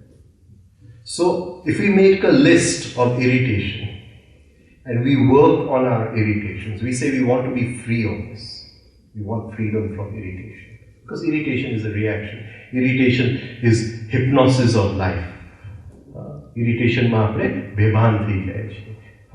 જીવન આપણને ખેંચી જાય છે. So we want this to be free of irritation. So we make an effort. So I remember making a big effort on irritation. And I thought, like we feel time moves ahead in this linear time from past to future. I also thought at one stage I have conquered irritation. Irritation mati mukti mali gayi. And it is this illusion that we live in. Then came along one exercise. And the Guru keeps on giving exercises. Of course, I keep on giving you, but I don't know whether you all are doing it or not. But I am blind. My Guru could see whether this guy has done it or not. So, the exercise was not to use the word I.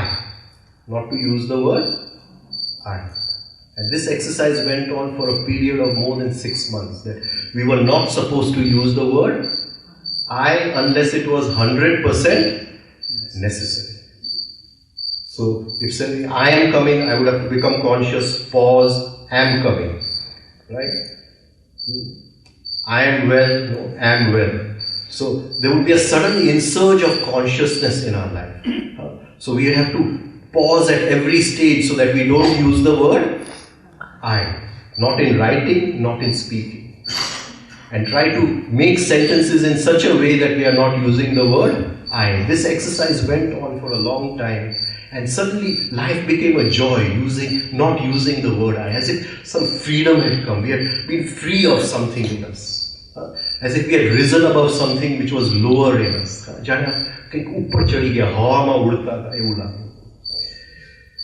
And one day I remember, my guru was invited to some ashram for some lecture, and he sent me instead. And the big guru of the ashram got up to speak. And I was listening, and he said, I did this, I did that, I did this, I went here, I taught this, I taught that. And suddenly 6 months of not using I, and I'm feeling this sudden surge of irritation. Sudden surge of irritation. Now I was in this illusion that I was free of irritation. And this big guru, because he was singing his own song, right? And suddenly there was this inner thinking, oh, I'm so irritated. At that time I couldn't see the irritation. I couldn't see the irritation because I was under this illusion that I had moved ahead. I had moved ahead. And there was this returning, time curved back and made me go back to the same space where I had started from. I visited that space again. Can you understand what I'm saying? That time is curved, but we don't experience it. We keep on going back to the same thing, and we feel that we have moved forward.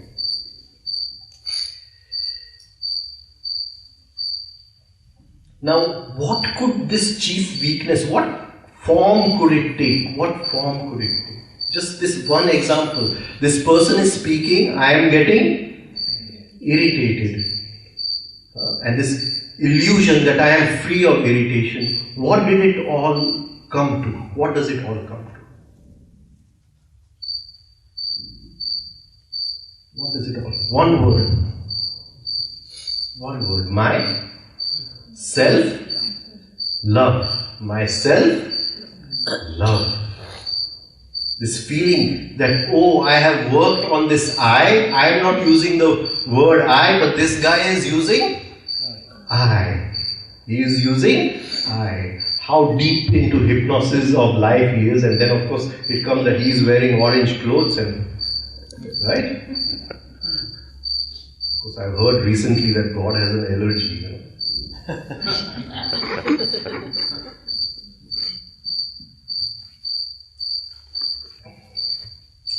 So,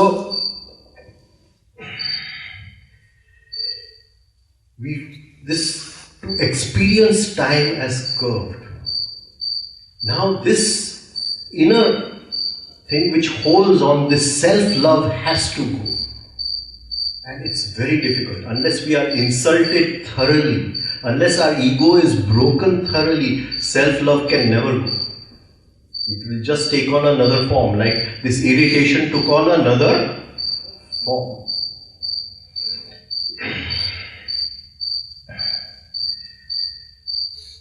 What to do about it? In the Mahabharata we have this beautiful example of Kunti.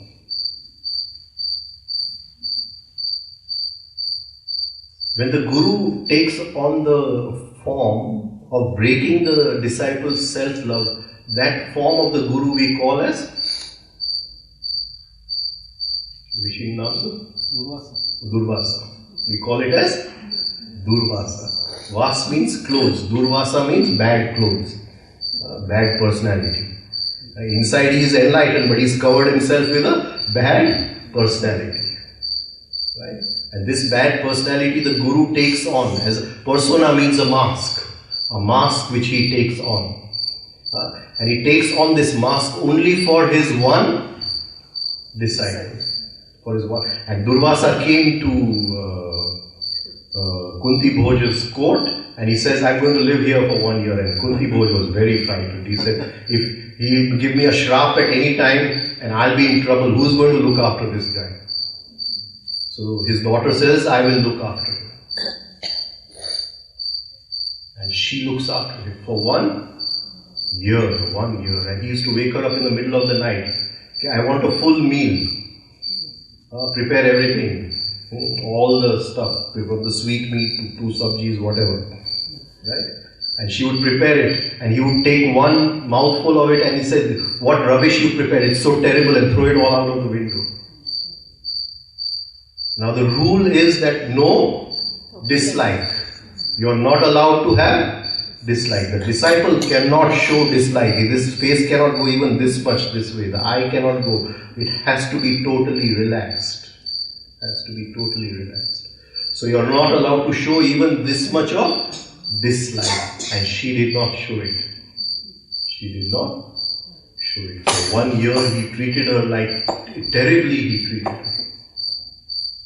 And she did not show this much of dislike. And after 1 year he was happy. And he gave her the power to invoke the higher forces. She came on a pad. Her pad changed. Kunti's pad changed. The word Kunti means to call. That which the one who can call from the higher to the lower. Kunti. Higher to the lower. Her pad changed. Her position changed. Pad means level of being. What is our being? Our being invites life. Every event in life which comes to meet us is invited by our being. What we are. So that changed. I was with Ram Dulare Bapu for 7 years, and he wanted to give his gadi to someone of his disciples, and it was a sheep. And you know how women are, the most precious thing they hold on to is their image of purity. They don't want anybody to throw a stone on that.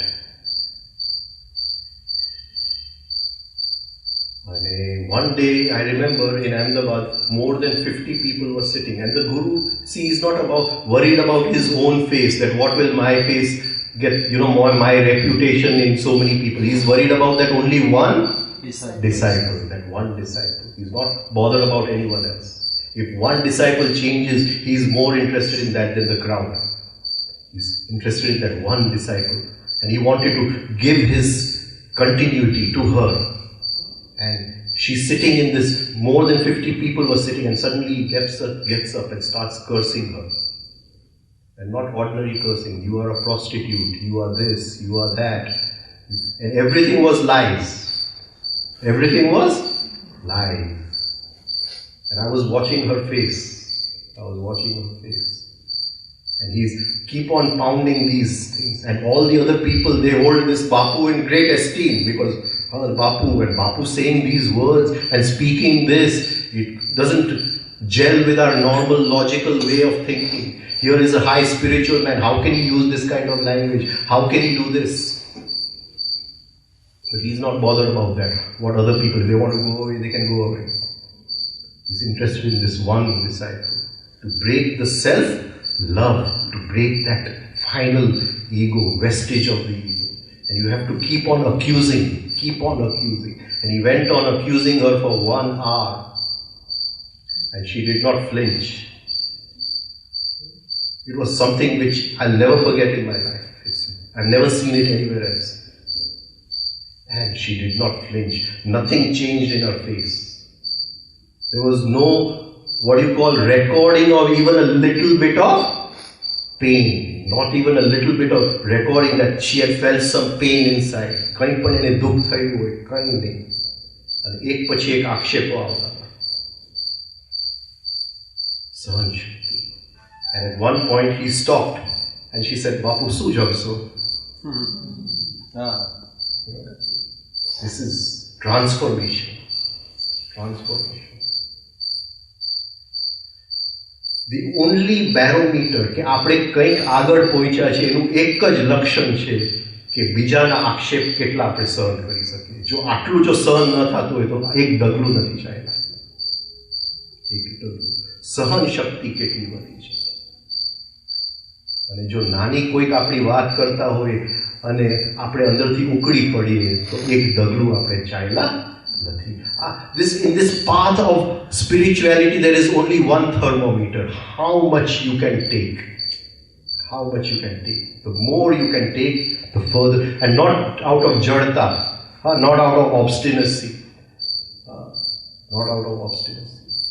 How much you can take. So, here the gopis are saying that we have now come face to face with our chief weakness. And in that we feel that you have left us. You are not there. Why? That presence has gone because of three things. We'll come to that.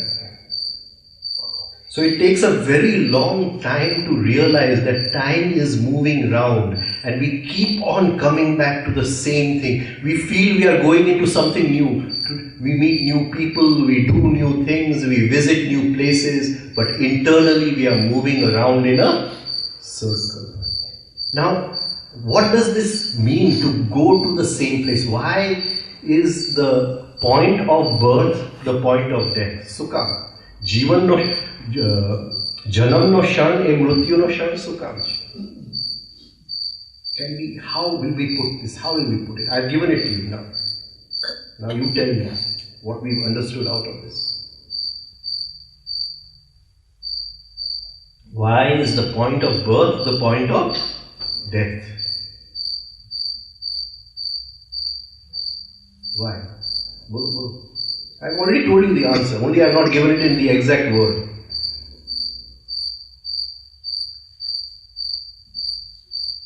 What is it at death and birth that is the same?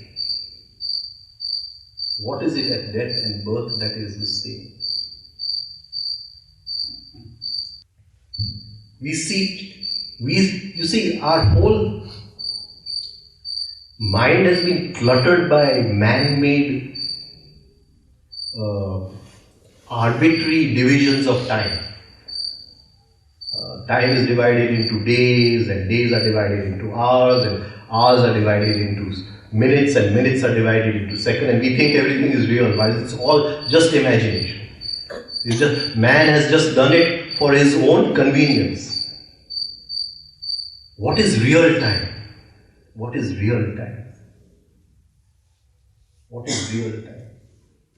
What is similar at the point of birth and point of death? See, in the point of birth, something was unseen. Koi adrashya ayam ma kai khatu, e janamti vakte vyakta ayam. So something from an unseen dimension comes into a seen dimension. At the point of death, something from a seen dimension goes to an unseen dimension. What is this that brings two dimensions of time and space together, cracks through them and sends something across those two dimensions? What is it? Energy. Energy. If energy is moving in a certain way, now even science accepts it, if energy moves faster than the speed of light, then time will reverse. Time will reverse. Time is circular. The speed of light is the skin of the known universe. We can't go beyond it. So the energy which brought us into the world, we never experience again in our life. We experience so many energies, but we don't experience that energy until we come to the point of death. Then we experience the same energy again and we go out. We come in with a certain energy, we go out with a certain energy. Energy, time as energy. Can we experience time? That at the point of birth there is an unfolding of energy. Chavi away is opening out. So at the point of birth the key is full. Right? And now the key is unwinding. The key is unwinding. So that energy we don't experience till it winds up again at the point of death. How it winds up some other day we'll talk about. But at that point of death it winds up again, because in the last 3 minutes we experience our life one more time, and the whole key winds up, the energy winds up, the point of birth comes to meet the point of death comes to meet the point of birth, the circle has gone round, the same energy comes and we are thrown out. So time, for us time is arbitrary, hours and minutes and days, but its real time is energy. So when I'm getting irritated and I get irritated again, I'm coming back to that point of energy where I'm getting. It is a returning, this eternal return, which we call as recurrence, punarjanam. Punravruti, not punarjanam. An eternal recurrence.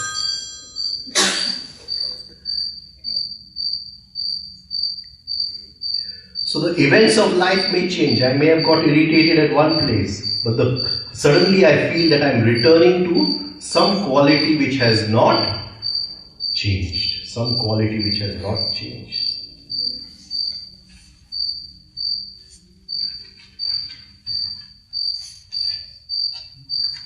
And if we can bring consciousness over here, then suddenly we become familiar with that space. We become familiar with that psychological space. Just to bring consciousness, and the gopis are bringing consciousness over there. And you come to my home, I show you my home, you'll say I've seen it. Right? But if you come again tomorrow again, I show it to you. After 3 times you'll say I'm bored. I don't want to see it. But this does not happen with us. We feel, and at the point of getting angry, I forget that I have been angry so many times before, that I'm returning to the same home, seeing the same sitting room, the same living room. I forget that. There is a blackout. If I knew I was seeing the same home again, I would never get angry. It's not possible. Right? So, in this psychological country of ours, we keep on moving around in circles. And what holds us to this linear time? Why are we holding on to this linear time, this movement of time from past to future? Why does this appeal to us so much? Everything that is unfulfilled today will be fulfilled tomorrow. All that we dream of now, all my unfulfilled dream, mara badai adhura sapna, avti kale pura thase. I'll feel ke bhai pura thase. એટલે I want to believe in only this time. If time was round, then એ અધૂરા જ રહેવા અને બધાના અધૂરા જ રહ્યા. Nobody is ever fulfilled. All dreams remain unfulfilled. We don't realize this, but still that thing, that because we see time as minutes and days and hours and years, and it goes on and it moves forward, that tomorrow, and it will be fulfilled at some time.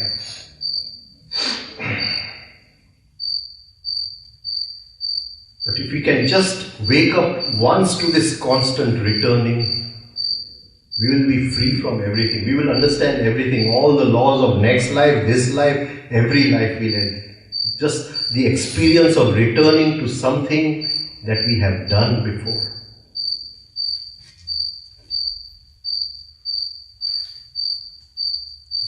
It is a feeling, this sense of return. I have been here before.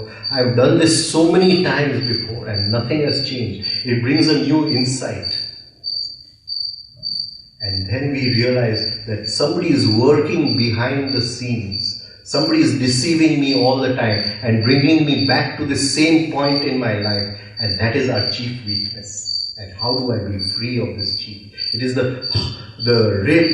hub of the wheel, which is turning the wheel. I feel the wheel is turning, but that hub is there. And suddenly, how do I be free of this hub? This inner center of the wheel. How do I get free of that? So we'll go back to this. The wheel of time, this eternal return, this keep coming back. Now they are saying there was a conscious effort for the crowds, and in that you saw, Pashun, you saw your chief weakness. We saw our chief weakness. Tamara Nalin Sundar Pad, your lotus-like feet, Atranthi, with these 3, besi jaye che, niche besi jaye che. With these 3 they sit down. Your beautiful lotus feet with these 3. Which 3? Sheela, a pathar, Truna, a blade of grass, and Ankur, a sprout inside. Now this is, and they fall down. For the word fall down, they use the word siddhati. Sit down. Siddhati also, the literal meaning of the word siddhati is paralyzed. Paralyzed. Krishna tells Arjuna, siddhati mama gratrani, my organs of action, my hands and feet, they are paralyzed. I can't lift this bow.